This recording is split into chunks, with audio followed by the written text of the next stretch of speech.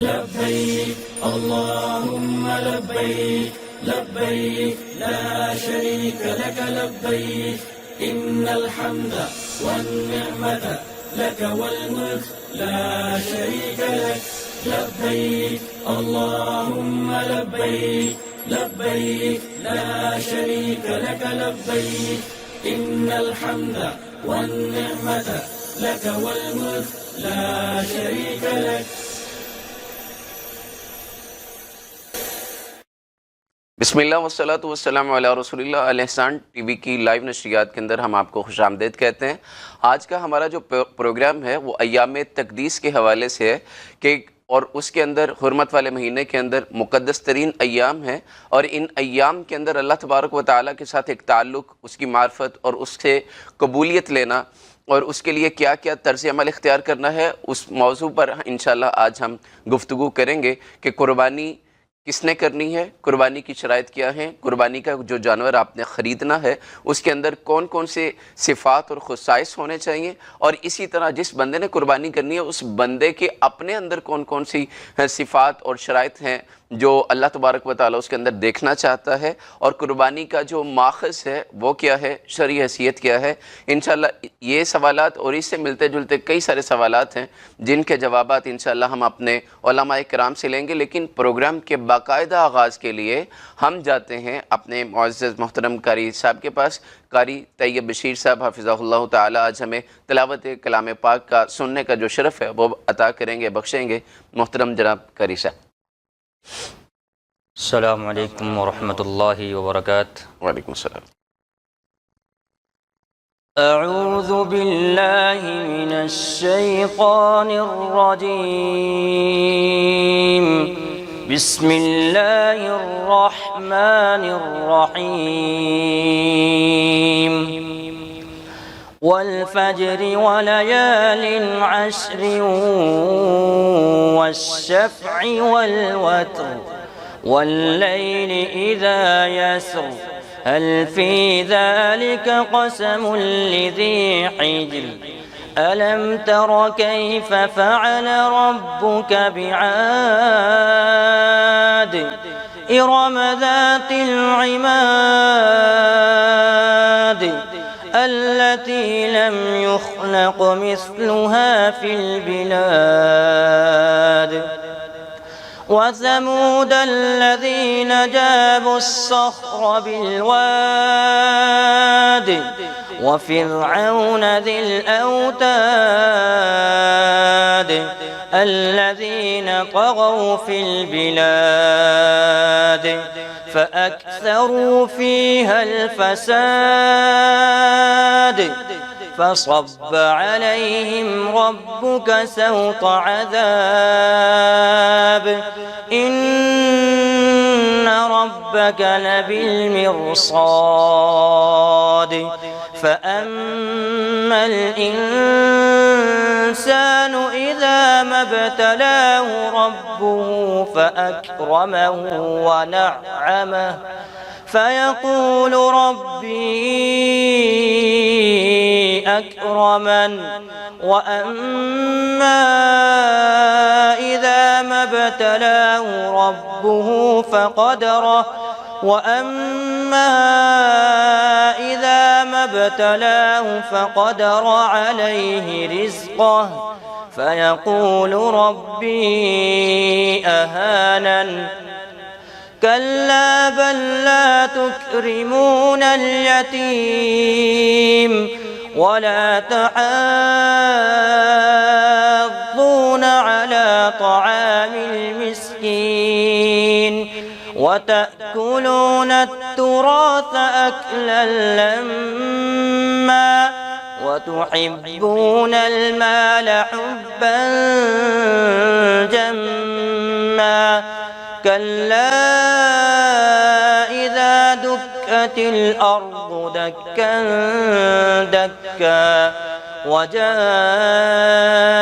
ربك والملك صفا صفا وجيء يومئذ بجهنم يومئذ يتذكر الإنسان وأنى له الذكرى يقول يا ليتني قدمت لحياتي فيومئذ لا يعذب عذابه أحد ولا يوثق وثاقه أحد يا أيتها النفس المطمئنة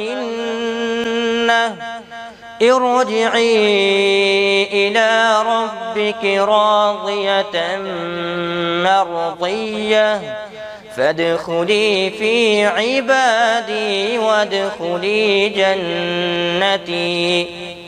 جزاک اللہ خیر، بارک اللہ فیکم. اللہ آپ کے علم میں، عمل میں برکتوں کا نزول فرمائے. اب تلاوت کلام اللہ کے بعد بلا شبہ تذکرہ رسول اللہ صلی اللہ علیہ وسلم انتہائی اہم اور لازم حصہ ہے، اور اس سلسلے میں انشاءاللہ سعادت کے لیے گزارش کروں گا حسنین جوید صاحب کی خدمت میں کہ وہ رسول اللہ صلی اللہ علیہ وسلم کی منقبت میں کچھ اشعار ہماری سماعتوں کی نظر فرمائیں. السلام علیکم ورحمۃ اللہ وبرکاتہ. انبیاء مقتدی مقتدا مصطفیٰ، انبیاء مقتدی مقتدا مصطفیٰ، انبیاء مقتدی مقتدا مصطفیٰ، ساری خلقت کے ہیں رہنما مصطفیٰ، ساری خلقت کے ہیں رہنما مصطفیٰ. جس نے دیکھا وہی آپ کا ہو گیا، جس نے دیکھا وہی آپ کا ہو گیا. روبرو چہرہ والضحیٰ مصطفیٰ، ساری خلقت کے ہیں رہنما مصطفیٰ. انبیاء مقتدی مقتدا مصطفیٰ، ساری خلقت کے ہیں رہنما مصطفیٰ.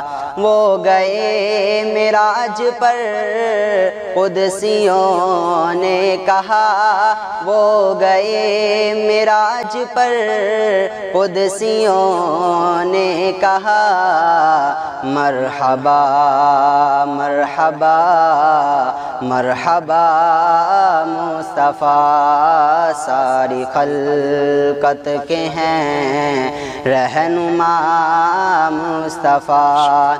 انبیاء مقتدی مقتدا مصطفیٰ، ساری خلقت کے ہیں رہنما مصطفیٰ.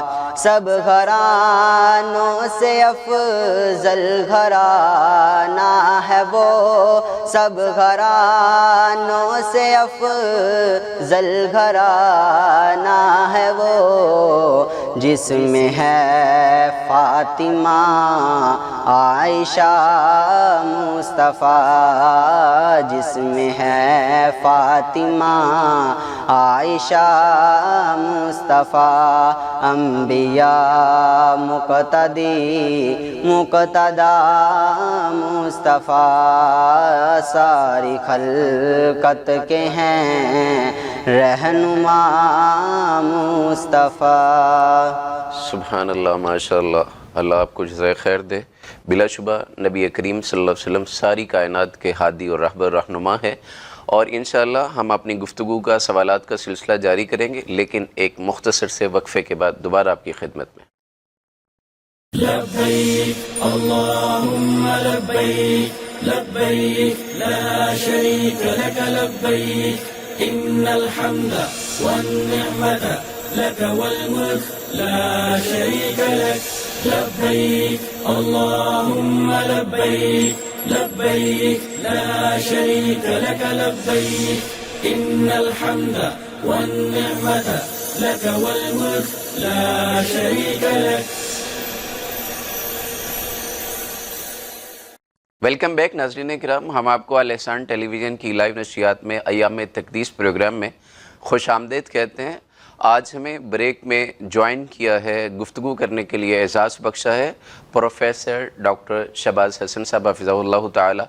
आप माशाअल्लाह मारूफ़ आलिम दीन हैं, उस्ताद हैं और अल्लाह तबारक व तआला के फ़ज़ल से मुसन्नफ़ भी हैं कई कुतुब के।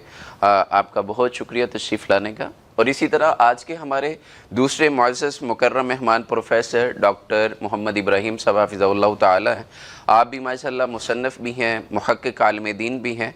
आज हम इनसे जानेंगे कि कुर्बानी के हवाले से क्या ज़रूरी चीज़ें हैं और कुर्बानी के अंदर जो शराइत हैं वो कौन सी होनी चाहिए, और जो इंसान कुर्बानी करने जा रहा है उसकी नीयत कैसी होनी चाहिए, उसके पैसे कैसे होने चाहिए, उसके मामलात कैसे होने चाहिए। तो मैं डॉक्टर साहब आपसे जानना चाहता हूँ कि कुर्बानी जो है इसकी शरई हैसियत क्या है, ये वाजिब है, फ़र्ज़ है, ये अपनी असल में ये क्या है? बिस्मिल्लाहिर्रहमानिर्रहीम। इसमें मुख्तलिफ़ आरा हैं उलमा की, चूँकि तकीदी हुक्म है कुर्बानी के हवाले से, जैसे कि मशहूर हदीस है कि जो शख्स गुंजाइश रखता हो और इसके बावजूद कुर्बानी न करे, फ़ला यक़रबन्ना मुसल्लाना, तो वो हमारी ईदगाह के करीब भी ना आए। और फिर नबी अलैहिस्सलाम का मामूल जो है वो बग़ैर नागे की है, यानी कभी आपने ब्रेक नहीं की, हर साल नबी अलैहिस्सलाम ने कुर्बानी की। और हम उस कुर्बानी का ज़िक्र कर रहे हैं जो हज के अलावा की कुर्बानी है, जिसे उज़हिया या अज़ाही या अज़हा कहा जाता है। तो वो उसका ताकीदी हुक्म है। यानी आप कह सकते हैं कि अगर शरी जो इस्तिलाहात हैं उलमा के यहाँ, उसको आप सुन्नत मुअक्कदा का नाम दे सकते हैं, यानी ताकीदी सुन्नत है। ठीक है, यानी इसके लिए ताकीद है, जो इस्तिताअत रखता है वो हर साल कंटिन्यूसली इसको करता चला जाए। और डॉक्टर साहब आपको शामिल गुफ्तगू करूँगा इस हवाले से। कुर्बानी का एक रूहानी मकसद अल्टीमेटली है, फ़िज़िकल उसके माली इसबाब के हवाले से जो चीज़ें हैं वो तो हैं, लेकिन ये जानवर का ज़िबा करना ये सिर्फ़ एक फ़िज़िकल उसकी वहाँ तक ही महदूद है कि आपके सामने आप ख़रीद के लाए हैं, आपने ज़िबा कर लिया और आपने फिर उसको अपनी जो भी है अपनी खुराक का हिस्सा बनाया, वहीं तक महदूद है, या इसके रूहानी जो समारात हैं, इसके जो असरात हैं वो भी हैं? अल्हम्दुलिल्लाह रब्बिल आलमीन वस्सलातु वस्सलामु अला सय्यिदिल अंबिया वल मुरसलीन अम्मा बाद फ़ाऊज़ु बिल्लाहि मिनश शैतानिर रजीम बिस्मिल्लाहिर रहमानिर रहीम। कुर्बानी के मुख्तलिफ़ तरह के फ़वाइद हमें हासिल होते हैं। उसमें से कुछ मुआशी फ़वाइद हैं, कुछ रूहानी फ़वाइद हैं। तो जो ज़्यादातर एतराज़ किया जाता है वो मुआशी तौर पर जो इसके फ़वाइद हैं उन पर एतराज़ होता है कि कुर्बानियाँ अरबों रुपया जो है वो कुर्बानियों पर सर्फ़ होता है, कुर्बानियों पर ख़र्च हो जाता है। इसकी जगह गुरबा पर ये माल खर्च कर दिया जाए, किसी गरीब की बेटी की शादी कर दी जाए। तो मैं समझता हूँ कि पहले इसका जवाब ज़्यादा देना ज़रूरी है। असल अल्लाह ताला का ये हुक्म है कुर्बानी करना, और नबी करीम सल्लल्लाहु अलैहि वसल्लम का, जैसा कि अभी डॉक्टर साहब बता रहे थे कि मुसलसल अमल है आपका कि आप 10 साल मदीना मुनव्वरा में रहे और हर साल कुर्बानी करते रहे। तो कुर्बानी करने के एक तो अल्लाह रब्बुल इज़्ज़त का हुक्म है, नबी करीम सल्लल्लाहु अलैहि वसल्लम की सुन्नत है, और इसी तरह कुर्बानी के फ़वाइद में से ये है कि लाखों लोगों का रोज़गार कुर्बानी के साथ मुंसलिक है कि कितने लोग जो हैं उनका पूरे का पूरा गिरानों का खाना पीना, उनका रोज़गार वो सिर्फ़ और सिर्फ कुर्बानी के जानवरों पर होता है। वो सारा साल पालते हैं और उसके बाद फिर मंडियों में लाते हैं, फिर ट्रांसपोर्टेशन का कारोबार, और फिर कुर्बानियाँ ज़बह करने वाले कितने कसाब हैं, और फिर कुर्बानी के गोश्त जो है वो गुराबात तक, मसाकीन तक, ऐसे लोग कि जिन्होंने पूरा साल उनको गोश्त नहीं मुयस्सर आता, वो भी कुर्बानी का गोश्त उन तक भी पहुंच जाता है। और फिर इसी तरह कुर्बानी की खालें हैं। तो पहली चीज़ तो ये है कि कुर्बानी के बहुत ज़्यादा फ़वाइद हैं। ठीक। दूसरा ये है कि कुर्बानी का फ़ायदा रूहानी तौर पर क्या है। अल्लाह ताला ने कुरान करीम में इरशाद फरमाया, लन यनालल्लाह लुहूमुहा वला दिमाउहा वलाकिन यनालुहु तक़वा मिनकुम। तुम्हारी कुर्बानियों के गोश्त और खून अल्लाह ताला को नहीं पहुँचते, मगर वो तक़वा है जो तुम्हारे दिल में है। तो कुर्बानी का मकसद अल्लाह की रज़ा, अल्लाह की खुशनुदी, अल्लाह रब्बुल इज़्ज़त को खुश करना। कुर्बानी का मकसद दिखलावा ना हो, रियाकारी ना हो, नमूदो नुमाइश ना हो, शोहरत ना हो। अगर ये सारी चीज़ें होंगी तो फिर कुर्बानी का असल मकसद ख़त्म हो जाएगा। गोश्त तो कोई बड़ी बात नहीं है, एक बंदा लाख रुपए की कुर्बानी करता है, वो 10,000 रुपये का गोश्त ले आए तो वो ख़त्म नहीं होता। تو اصل اس کا مقصد گوشت نہیں ہے. جانور کا خون بہانا اللہ کی رضا کے لیے، اپنی خواہشات پر اصل میں چھری چلانا ہے. کہ جس طرح بندہ قربانی کے جانور پر چھری چلا رہا ہے، اسی طرح اللہ رب العزت کے احکامات کے مقابلے میں جو خواہشات ہیں ان پر چھری چلانا ہے. تو گویا کہ قربانی ہمیں یہ سبق دیتی ہے کہ جس طرح آج تم ایک جانور پر چھری چلا رہے ہو، اسی طرح مستقبل میں تمہیں کوئی بھی ایسی چیز جو اللہ کے سامنے رکاوٹ بنے، اللہ کے حکم پر، اللہ کی فرما برداری کے سامنے رکاوٹ بنے، اس پر چھری چلائی جائے اور اس کو ختم کر کے اللہ رب العزت کی اطاعت اور نبی کریم صلی اللہ علیہ وسلم کی فرما برداری کی جائے. بالکل صحیح، بہت شکریہ آپ کا. قرب سے ہے نا جی، قربانی تو قرب سے ہے. جی، یعنی اس کا مقصد یہ ہے کہ اللہ کا قرب حاصل کرنا ہے. اور ہر زمانے میں ہر وہ شخص جو اللہ کو ماننے کا دعویٰ کرتا ہے وہ اللہ کے قرب کا متلاشی ہے. لیکن اللہ کے قرب کے لیے راستہ بھی وہی اختیار کرنا چاہیے جو اللہ تعالیٰ نے بتایا ہو. ورنہ مشرکین مکہ جو بتوں کی عبادت کرتے تھے لِيُقَرِّبُونَا إِلَى اللَّهِ زُلْفَىٰ، قربان آلہہ جیسے ہے. تو لیکن یہ ہے کہ جو دل کی کیفیت تقوی والی، جیسے ڈاکٹر صاحب فرما رہے ہیں، تقوی اندر ہوگا، اللہ کی رضا مقصود ہوگی اور اس کی محبت میں اگر خرچ کرے گا تو پھر اس کی قربانی قبول ہوگی. انما یتقبل اللہ من المتقین.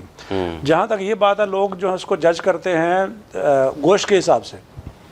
تو ایک جانور جو مثلا بکرا ہے وہ 1 سال کا ہے اور ایک ہے تقریباً 1.25 سال کا، 1 سال یا 3 مہینے کا، وہ تقریباً دھوندا لگ جاتا ہے.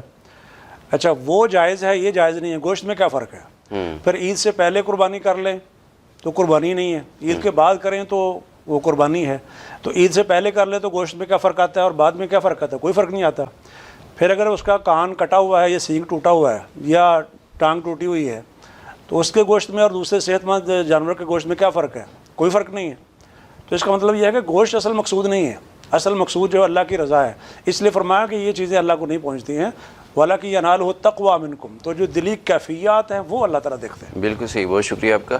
میں آپ سے ہی ڈاکٹر صاحب شہباز صاحب، میں آپ سے ہی جاننا چاہ رہا ہوں کہ کیا قربانی جو ہے وہ کس پر لازم ہے، کس نے کرنی ہے؟ شوق تو ہر ایک رکھتا ہے، بچے بھی ماشاءاللہ شوق رکھتے ہیں. کیا ہر بالغ پر جیسے زکوٰۃ ہے اور ہر بالغ پر ہے، جیسے روزے ہیں وہ ہر ایک پر ہیں، تو کیا قربانی ہر ایک کے لیے ہے یا صرف گھر کے سربراہ کے لیے ہے؟ کس پر فرض ہے اور کس پر نہیں؟ شرائط کیا ہو سکتی ہیں؟ دیکھیے، بنیادی چیز یہ ہے کہ حدیث میں جو لفظ آیا کہ من وجد سعۃ، جس کے پاس گنجائش ہے. اب جو دل کی کیفیت ہے اللہ کے محبت میں، جب آپ خرچ کر رہے ہیں تو جو بھی ایکسٹرا پیسے آپ کے پاس ہیں آپ خرید سکتے ہیں، آپ حصہ ڈال سکتے ہیں، جو بھی ایک شکل ہے اس کو آپ پریفر کریں، یعنی جس کے پاس بھی گنجائش ہے. اور شریعت میں ایسی کوئی کنڈیشنز مقرر نہیں کی گئی ہیں جو عام طور پر بعض علماء بیان بھی کرتے ہیں کہ وہ صاحب نصاب ہو اور اس طرح کی چیزیں. تو ایسی چیزیں تو نہیں رکھی گئی. ایک آدمی جو ہے، مثلا ہم جو تنخواہ دار لوگ ہیں، ہماری تنخواہ جو ہے وہ یکم کے بعد آنی ہے اور عید اس سے پہلے ہے. ہمیں پتہ ہے کہ ہم اگر کسی سے پکڑ کے بھی قربانی کر لیں گے تو عید کے بعد تنخواہ آ جائے گی تو ہم پے کر دیں گے، کوئی مسئلہ نہیں ہے. تو دل کی کیفیت اصل ہے کہ جس کے پاس محبت اور شوق کے ساتھ گنجائش موجود ہے تو وہ ضرور اس کو چاہیے. ایسی کوئی کنڈیشن نہیں ہے. باقی دوسری جو بات ہے کہ ہر بالغ شخص پر ہے جیسے کہ باقی فرائض ہیں، تو اس کے بارے میں شریعت نے یہ سہولت دی ہے، یعنی آسانی رکھی گئی ہے کہ جو گھر کا سربراہ ہے وہ اگر قربانی کر لیتا ہے تو گھر کے تمام افراد کی طرف سے ہو جاتی ہے. اہل بیت کا لفظ، اہل بیت کا مطلب ایک فیملی آپ کہہ سکتے ہیں. اگر جو کچھ علماء نے کہا کہ اگر وہ سارے بھائی مثلا شادی شدہ بھی ہیں، اکٹھے ان کا کھانا بن رہا ہے، تو وہ کچھ لوگوں نے فتویٰ دیا، لیکن اصل یہی ہے کہ اہل بیت کے لفظ میں یہی ہے کہ جو فیملی ہے، شادی شدہ ہے تو وہ ایک فیملی بن گئی نا. ایک چھت کے اندر رہ رہے ہیں، یہ گھر کے اندر اکٹھے رہ رہے ہیں، کھانا اکٹھا بھی بن رہا ہے، تو فیملیاں تو الگ الگ ہیں. تو اس اعتبار سے کہ ہر شادی شدہ شخص جو ہے وہ اپنے سربراہ ہونے کی حیثیت سے قربانی کرے گا اور اس کی بیوی یا بچے جتنے بھی ہیں ان سب کی طرف سے وہ ادا ہو جائے گا. بالکل صحیح، بہت شکریہ. ڈاکٹر صاحب آپ سے یہ جاننا ہے، مرد اور عورت انفرادی طور پہ اگر ان کے پاس مال و دولت ہے، جیسے اگر اپنے خاوند نے اپنی بیوی کو اچھا رکھا ہے یا اس کے پاس ویسے وہ اپنا تجارت کرتی ہے، معاملات ہیں اس کے، تو اس کے پاس پیسے بھی ہیں، شادی شدہ بھی ہے، تو کیا وہ اپنی قربانی الگ کرے گی یا وہ خامد کی ہوئی قربانی کفایت کر جاتی ہے اس معاملے میں؟ نبی کریم صلی اللہ علیہ وسلم کا فرمان ہے، آپ نے فرمایا یا ایھا الناس ان علی اہل کل بیت فی کل عام اضحیہ. اے لوگو، تم میں سے ہر سال ہر گھر والوں پر قربانی ہے. جیسا کہ ڈاکٹر صاحب ابھی فرما رہے تھے کہ گھر کا سربراہ جو ہے وہ مرد ہے جی، تو بیوی کے پاس الگ سے اس کی کوئی آمدن موجود ہی کیوں نہ ہو، بیوی کے لیے ضروری نہیں ہے کہ وہ قربانی کرے. سربراہ نے قربانی کر دی تو وہ اس فیملی کی طرف سے قربانی ہو گئی. ہاں جیسا کہ انہوں نے ابھی ذکر کیا کہ یہ اللہ کے قرب کا ایک ذریعہ ہے. بیوی کے پاس اضافی پیسے ہیں, اس کے دل میں ذوق ہے, شوق ہے, وہ اللہ کا قرب چاہتی ہے, اللہ کی محبت میں وہ بھی جانور قربان کرنا چاہتی ہے, تو اس پر کوئی پابندی نہیں ہے. نبی کریم صلی اللہ علیہ وسلم کے متعلق حدیث میں آتا ہے کہ آپ نے اپنی بیویوں کی طرف سے گائے قربانی کی. تو اس حدیث سے استدلال کرتے ہوئے ہم یہ کہہ سکتے ہیں کہ اگر بیویاں الگ سے قربانی کرنا چاہیں یا بیوی الگ سے کرنا چاہتی ہے تو یہ ایک عبادت ہے, وہ کر سکتی ہے. لیکن جو ضروری ہے یا جو تاکیدی حکم ہے تو وہ یہی ہے کہ گھر کے سربراہ جو ہے وہ اگر قربانی کر دیتا ہے تو وہ پورے گھر والوں کی طرف سے کافی ہو جاتی ہے. بالکل مطلب یہ جو سمجھتے ہیں نا کہ اگر عورت جاب کر رہی ہے تو اس کے لیے لازم ہے, اس کے لیے لازم نہیں ہے. اس میں ایک سوال ضرور پیدا ہوتا ہے, مجھ سے بھی پچھلے دنوں کسی نے پوچھا کہ جو خاوند صاحب ہیں ان کے پاس تو پیسے ہی نہیں قربانی کرنے کے, اب میں جاب کرتی ہوں تو میں تو اپنی طرف سے قربانی کروں گی. اب یہ عورت اگر اپنی طرف سے قربانی کر رہی ہے تو فیملی کی طرف سے نہیں ادا ہو رہی. ٹھیک, یعنی وہ خاوند کے حصے کا جو فرض ہے خاوند جو کرے گا وہ پوری فیملی کی طرف سے ہوگی اور بیوی بھی اس میں شامل ہو جائے گی. ٹھیک ہے. ہاں, اس کا سلوشن یہ ہے کہ یہ بیوی جس کے پاس استاد ہے وہ اپنے شوہر کو وہ پیسے دے دے اور شوہر قربانی کر لے گا, اس کی طرف سے بھی ہو جائے گی, شوہر کی طرف سے بھی ہو جائے گی اور پوری فیملی کی طرف سے ہو جائے گی. بالکل صحیح. جیسے بیوی خاوند کو زکوٰۃ دے سکتی ہے, سملرلی اسی طرح یہ اپنے پیسے اپنے خاوند کو دے دے اور وہ کر لے. آپ نے اپنی تھوڑی دیر پہلے گفتگو کے اندر تذکرہ کیا تھا کہ جانور جس کی ٹانگ ٹوٹی ہے, کان کٹا ہوا ہے, سینگ ٹوٹا ہوا ہے, اس کے گوشت میں اور قربانی کے جانور کے گوشت میں کوئی فرق نہیں ہے, لیکن شریعت نے کچھ قید لگائی ہے. تو قربانی کے جانور کے جو اوصاف ہیں, اس کی جو صفات ہیں, وہ کیا ہونی چاہیے؟ اس میں ایک بنیادی چیز تو ذہن میں یہ رکھنی چاہیے کہ لن تنالوا البر حتى تنفقوا مما تحبون, کہ پسندیدہ چیزوں کو اللہ کی راہ میں خرچ کیا جائے. اور جو شرائط شریعت نے مقرر کی ہے, یا یوں کہہ لیں کہ جن نقائص کا ذکر کیا ہے, وہ نقائص اگر جانور میں نہ ہوں تو وہ ایک عمدہ ترین جانور شمار ہوتا ہے, ایج کے اعتبار سے, ظاہری لک کے حساب سے. تو وہ چیز جو پسندیدہ ہے, عمدہ چیز ہے, تو اللہ کی محبت میں اسے خرچ کیا جائے. وہ جو الفاظ ہیں نا جی, علی حبہ وآت المال علی حبہ, جی, اللہ کی محبت میں مال دیتے ہیں, خرچ کرتے ہیں. اس کی دو تفسیریں اسی طرح وَيُطْعِمُونَ الطَّعَامَ عَلَى حُبِّهِ, تو علی حبہ ہی اس کی ایک تفسیر تو یہ ہے کہ پسندیدہ چیز پیش کی جائے, دوسرا یہ کہ اللہ کی محبت میں پیش کی جائے. تو یہ دوسری تفسیر جو ہے کہ وہ چیز پسندیدہ ہے, اس کی طرف آپ اٹریکٹ بھی ہو رہے ہیں, اس سے آپ کو محبت بھی ہے, آپ کا جی نہیں چاہتا کہ اس کو کہیں ضائع کیا جائے, لیکن اللہ کی محبت میں آپ اسے نشاور کر رہے ہیں, قربان کر رہے ہیں. اور خاص کر جیسے صحابہ کرام جانوروں کو موٹا تازہ کرتے تھے, یسمنون کے الفاظ ہیں, یعنی خوب پالتے تھے, کھلاتے پلاتے تھے. اب اسی طرح ایک جانور کو آپ نے گھر میں پالا ہوا بالخصوص, یا کچھ دن پہلے آپ لے آئے اور بچوں کی جو ہے وہ محبت ڈیولپ ہو گئی, بچے اس سے پیار کرنے لگ گئے, اور جب آپ قربان کرنے لگے تو 2-3 بچے رو پڑے کہ ہمارا ببلو جو ہے وہ قربان ہو رہا ہے. اب اس کیفیت میں کہ ساری محبتوں کو آپ نے قربان کر دیا اللہ کی محبت کے اوپر, اور پسندیدہ چیز کو آپ نے اللہ کی راہ میں خرچ کیا. بالکل صحیح. اب اس کے لیے جو چیزیں بیان کی گئی, جی معذرت چاہتا ہوں, ہمارا سلسلہ ہے گفتگو کے دوران اگر کال ہے تو اسے سوال لیتے ہیں عوام کے. السلام علیکم ورحمۃ اللہ وبرکاتہ. وعلیکم السلام. بھائی کون بات کر رہے ہیں؟ جی, الیسان ٹیلی ویژن سے بات کر رہے ہیں. آپ کہاں سے بات کر رہے ہیں؟ کوئی سوال پوچھنا چاہتے ہیں؟ حویلی لکھا جی, بالکل سوال پوچھنا چاہتے تھے. جی سر یہ پوچھنا تھا کہ قربانی کا جو حصے ہوتے ہیں, 7 حصے ہوتے ہیں, تو وہ فرض ہیں یا کس پر فرض ہیں, یہ کہیں گے, یہ رہنمائی فرمائیے. قربانی کے 7 حصے, ٹھیک ہے, بہت شکریہ جی آپ کا. جی سر, آپ بات مکمل کر لیجیے. اس میں یہ تھا کہ جو مثلا جانور بیمار ہے, جی, اور اس کی بیماری واضح ہے, اس کی ممانعت ہے کہ ایسا جانور جو ہے قربان نہ کیا جائے, قربانی پہ نہ دیا جائے. اسی طرح ایک جانور ہے, اس کا سینگ ٹوٹا ہوا ہے, اگر اس میں بہت زیادہ سختی نہیں ہے, جیسے کہ آنکھ وغیرہ کے سلسلے میں سختی جو کی گئی ہے, تو آدھا یا اس سے زیادہ سینگ جو ٹوٹا ہے, ایک نا ویسے نکر سے تھوڑا بہت وہ ٹوٹ جاتا ہے, جڑ سے اکھڑا ہوا, جڑ سے نہیں, آدھا کٹ گیا ہے یا جڑ سے اکھڑا ہوا ہے, تو وہ سینگ ٹوٹا ہوا ہے, یا بھینگا ہے یا کانا ہے اور اس کا جو کانا پن ہے بالکل واضح ہے, وہ اور اسی طرح ایک اگر بہت زیادہ لاگر ہو گیا ہے، کمزور ہے، ہڈیوں میں گودا نہیں ہے اور بالکل کمزور ہے، دیکھنے میں اور نہیں ایسا عام لگے. طور پر یہ ہوتا ہے کہ جو زیادہ عمر کے جانور ہو جاتے ہیں تو ان میں عام طور پر اس قسم کی کیفیت جو ہے پیدا ہو جاتی ہے. یہ بعض دفعہ ویسے بھی اگر کمزور ہے، اس کی خوراک معقول اسے نہیں دی گئی تو وہ بھی قربانی پر نہیں لگے گا. میں ذرا قطع کلامی کی معذرت چاہتا ہوں. السلام علیکم ورحمۃ اللہ وبرکاتہ. وعلیکم السلام ورحمۃ اللہ. احسان ٹی وی جی جی الاحسان سے بات کر رہے ہیں. کیا پوچھنا چاہتے ہیں؟ آپ کہاں سے بات کر رہے ہیں؟ جی میں علی تک کوہا سے بات کر رہا ہوں. جی بھائی جان کیا پوچھنا چاہتے ہیں؟ میں پوچھنا چاہتا ہوں کہ کیا 2 دانتا بکرا یا دمبا یا بیر یا گائے یا بل یہ ضروری ہے قربانی کے لیے؟ ٹھیک ہے، بہت شکریہ. ابھی جان لیتے ہیں. بہت شکریہ آپ کا. اس میں چیز جو زیادہ معروف نہیں ہے کہ بعض حدیث میں اجمع کا لفظ ہے، مطلب جن کا ہونٹ کٹا ہوا ہے.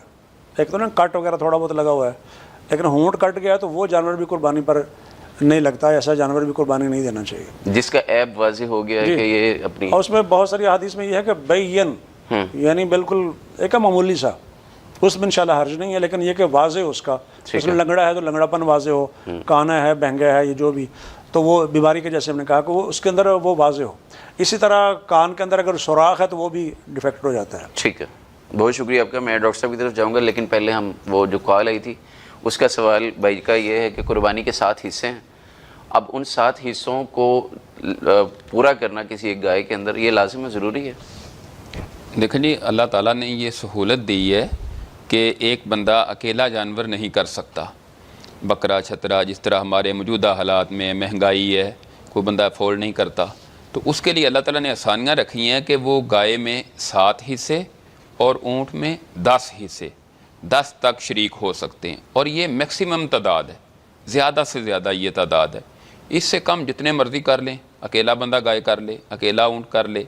نہیں، مثال یہ ہے کہ اگر 3 حصے ہوئے ہیں، اس نے اجتماعی قربانی کی ایک نیت کی ہے لیکن حصے ہی 3 جمع ہوئے ہیں، اب ان پیسوں کے حساب سے وہ اپنی کوئی گائے چھوٹی عمر کی ہے اس حساب سے کوئی لے سکتے. شرائط پوری ہوں، 3 بندے مل کر لیں، ٹھیک ہے، کوئی حرج نہیں اس میں. اس کے 3 حصے بن جائیں گے، اس کے 3 حصے کر لیں. یعنی 7 پورے کرنا 7 لازم پورے کرنے ضروری نہیں ہے، 7 زیادہ سے زیادہ ہیں. 8 نہیں کر سکتے، کم جتنے مرضی کر لیں، اس پر کوئی پابندی نہیں. صحیح، بہت شکریہ. میں ایک کال کے بعد پھر آپ سے سوال کرتا ہوں. السلام علیکم ورحمۃ اللہ وبرکاتہ.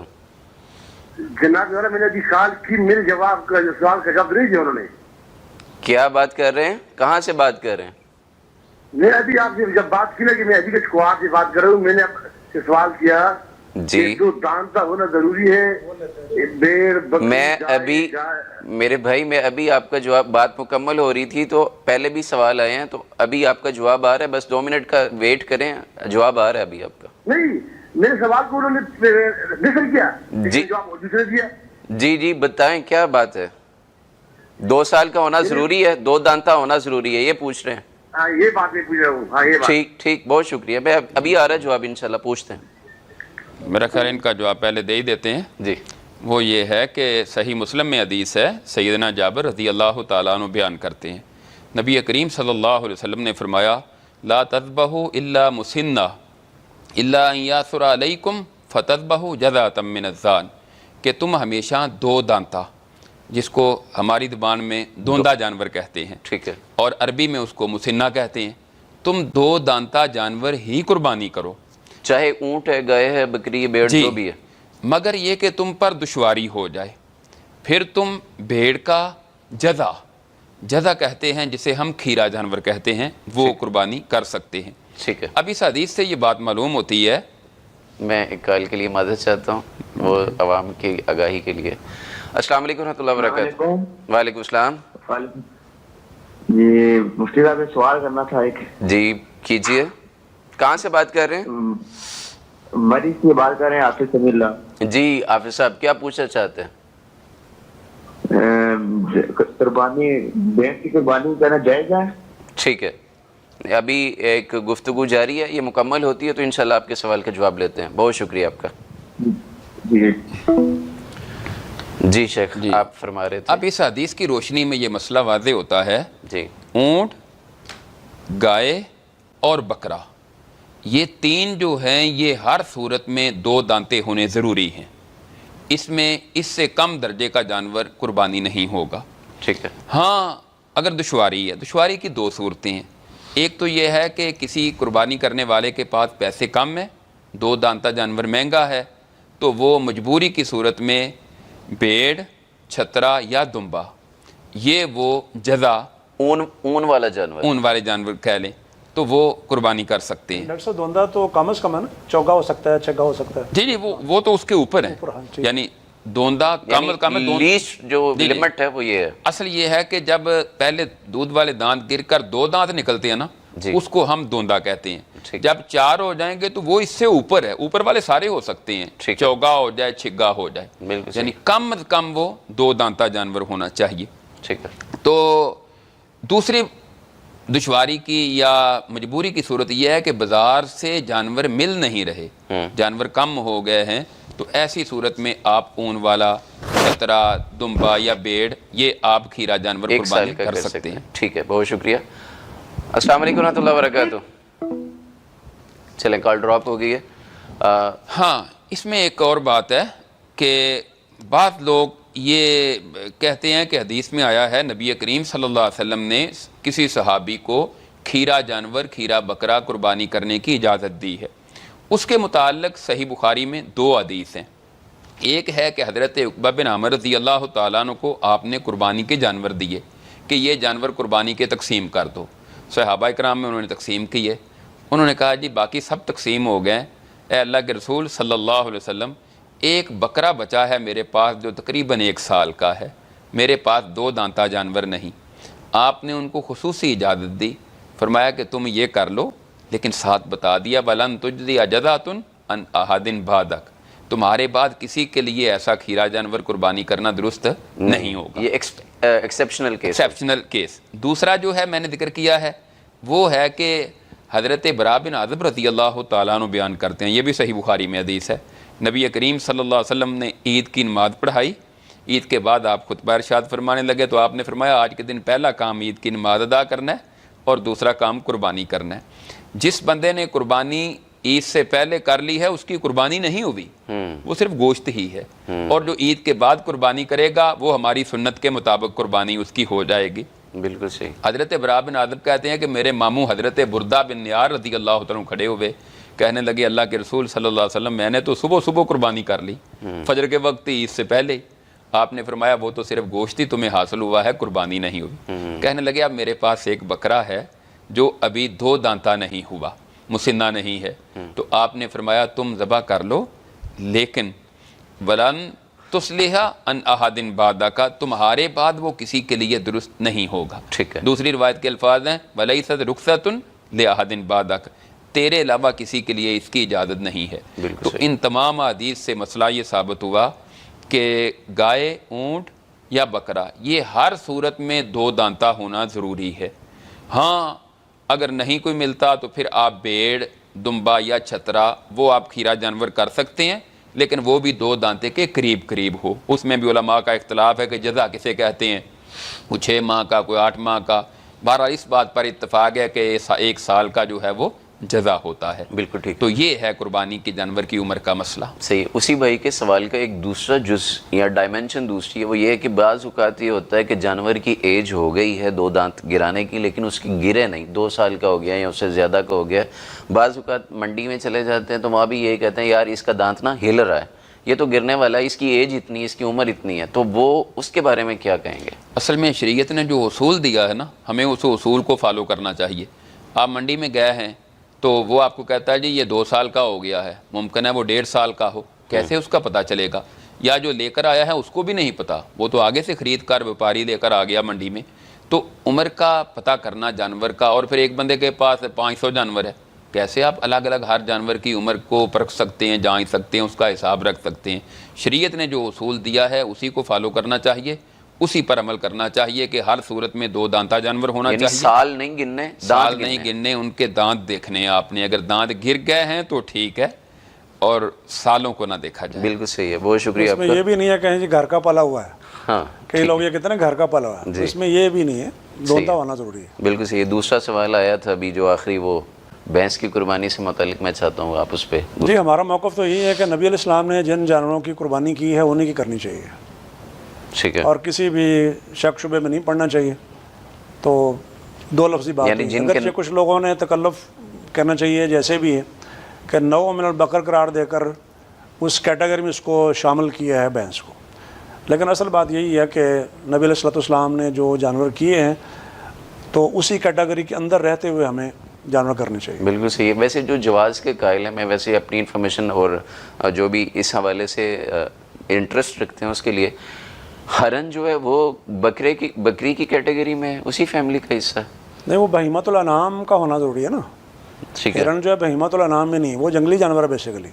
सही है। लेकिन फार्म अला मा रज़ा का हम अला बहीमतुल अनाम, वो जो मिन बहीमतुल अनाम, तो बहीमतुल अनाम होना ज़रूरी है पहले नंबर पर। उसके बाद फिर जो है उसको ठीक है। वैसे कुछ कराची में या हमारे गिरदोनवा में भी कुछ केसेस ऐसे रिपोर्ट हुए, मैं वैसे जानना चाहता हूँ कि जिसमें कई अहबाब ऐसे थे जिन्होंने शौक़ में और ज़ौक़ में, या जैसे आप फरमा रहे हैं कि कुर्बानी का मतलब तकर्रुब पाना, अल्लाह के करीब जाना, तो उन्होंने हरन ज़बह किए हैं। किसी ने पहाड़ी इलाकों से याक लेके आए और वो ला के उसको ज़बह किया, तो ये कुर्बानी होगी, शुमार की जाएगी, नहीं की जाएगी? नहीं, वो जो जिस दलील पर उन्होंने सारी इमारत कायम की है, फिर तो मेरे ख्याल में अंडे की कुर्बानी भी उनको देनी चाहिए और मुर्गी की भी देनी चाहिए, जो कर्रब है ना, वो भी जैसे जुमे वाली हदीस है ठीक है, कि गोया को उसने मुर्गी कुर्बान की है, तो उससे आप दलील ले लेंगे कि कुर्बानी जायज़ है, तो नहीं ले सकते ना। ठीक है।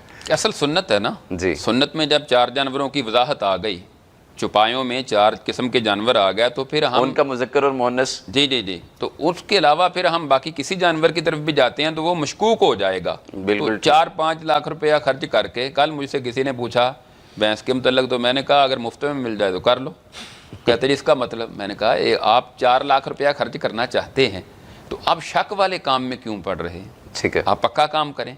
तो गाय पे तो किसी का इख्तलाफ नहीं है ना, गाय में, ऊँट में भी किसी का इख्तलाफ नहीं है, बकरी छतरे में भी इख्तलाफ नहीं है, तो भैंस में इख्तलाफ तो है ना, तो फिर हम इख्तलाफ वाले काम में क्यों जाएं? बिल्कुल सही। मैं अब दोनों मशाइख की बात से एक बात पे पहुंचा हूँ कि ये जब कुर्बानी सुन्नत है तो सुन्नत को सुन्नत के मुताबिक ही करना चाहिए और उन्हीं जानवरों से करनी चाहिए। कुछ ठीक है। लोग ना वो बहीमतुल अनाम को इतना आम कर देते हैं कि जो चीज़ भी मवेशी पालतू जानवर में आएगी उसको कुर्बान करना करना। तो आप घोड़े के बारे में क्या कहेंगे? मतलब यह है कि बहीमतुल अनाम की जो तशरीह नबी अलैहिस्सलाम से, सहाबा किराम से मनकूल है, उसके मुताबिक हम अमल करेंगे। और दूसरी चीज़ ये कि जो बहीमतुल अनाम में नहीं है वो उसमें शामिल नहीं करेंगे। सही है, बहुत उम्दा जवाब दिया है आपने।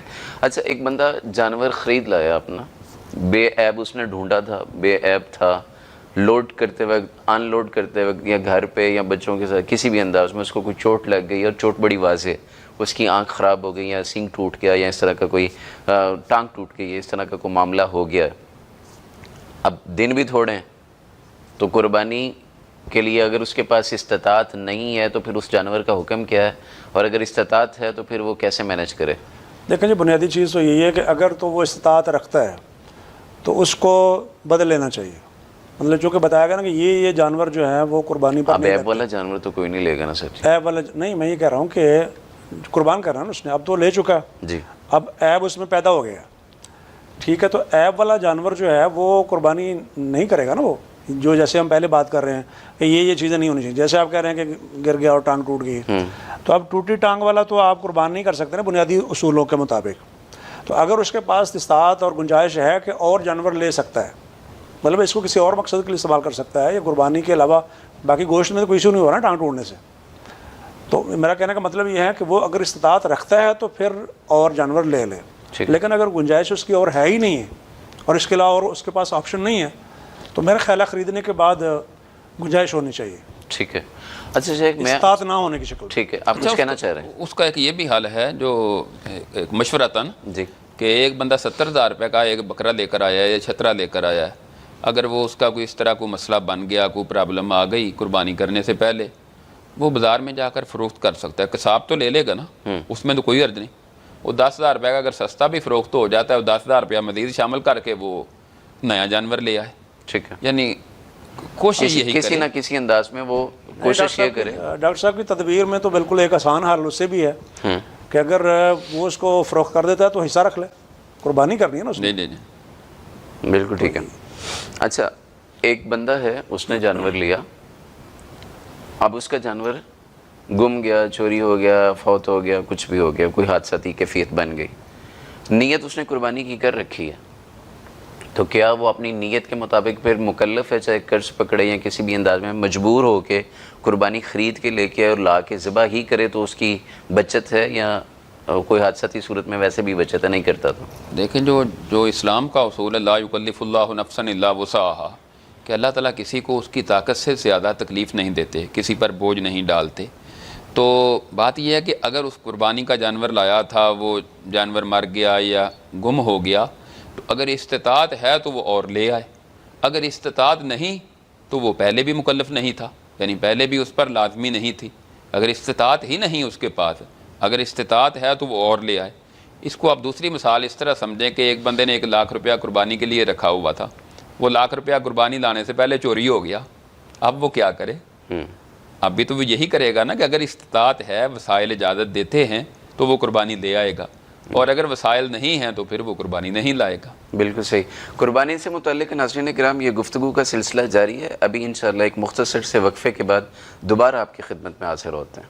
لبیک اللہم لبیک لبیک لا شریک لک لبیک ان الحمد والنعمت لک والملک لا شریک لک لبیک اللہم لبیک لبیک لا شریک لک لبیک ان الحمد والنعمت لک والملک لا شریک لک.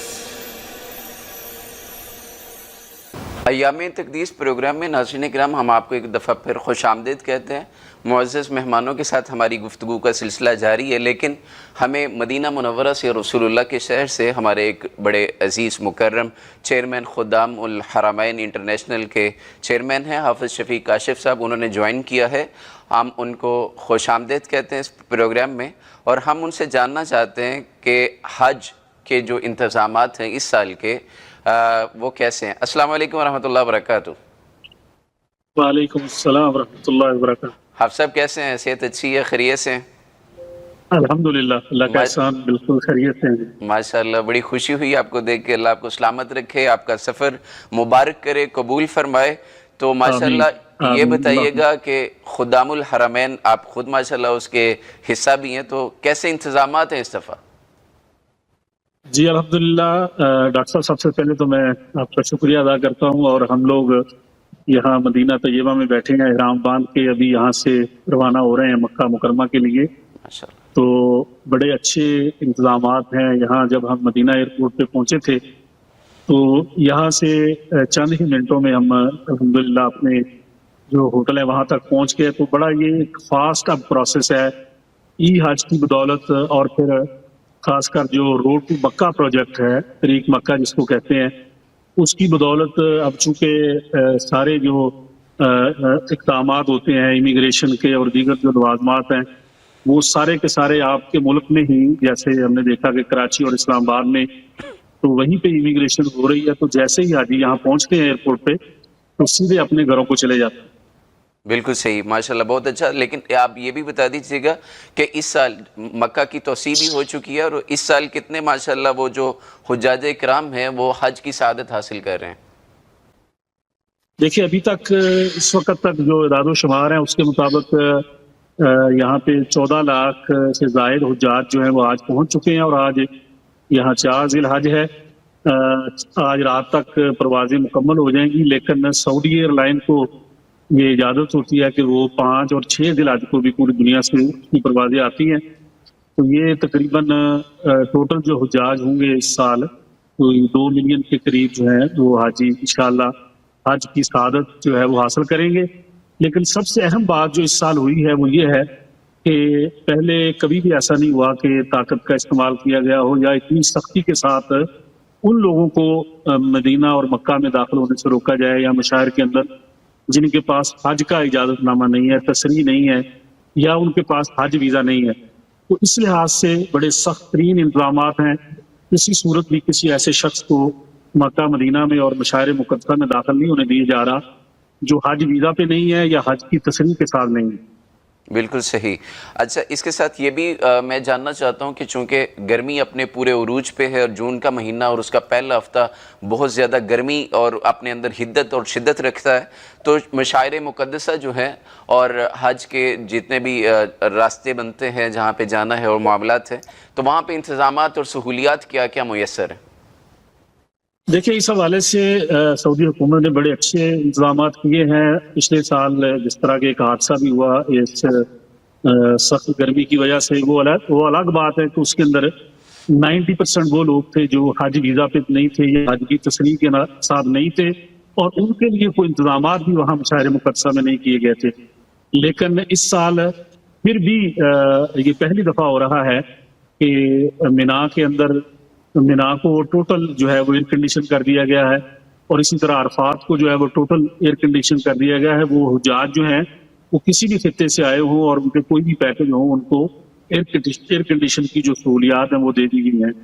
اسی طرح عرفات سے واپسی جمرات کے لیے جو راستے تھے، ان راستوں کو اب ایک نئی جو ٹیکنالوجی آئی ہے اس کی مدد سے ان راستوں کو نہ صرف لچکدار بنایا گیا ہے بلکہ وہ راستے جو ہیں وہ گرم بھی نہیں ہوں گے، اور پھر ان کے اوپر ہزاروں جو ہیں وہ درخت لگا دیے گئے ہیں، پھر اسی طرح ہزاروں مسٹ فین جو ہیں وہ لگا دیے گئے ہیں، اور اسی طرح جگہ جگہ جو ہے وہ سایہ دار جو جگہ ہیں وہ بنا دی گئی ہیں تاکہ وہاں لوگ جو ہیں وہ آرام کر سکیں۔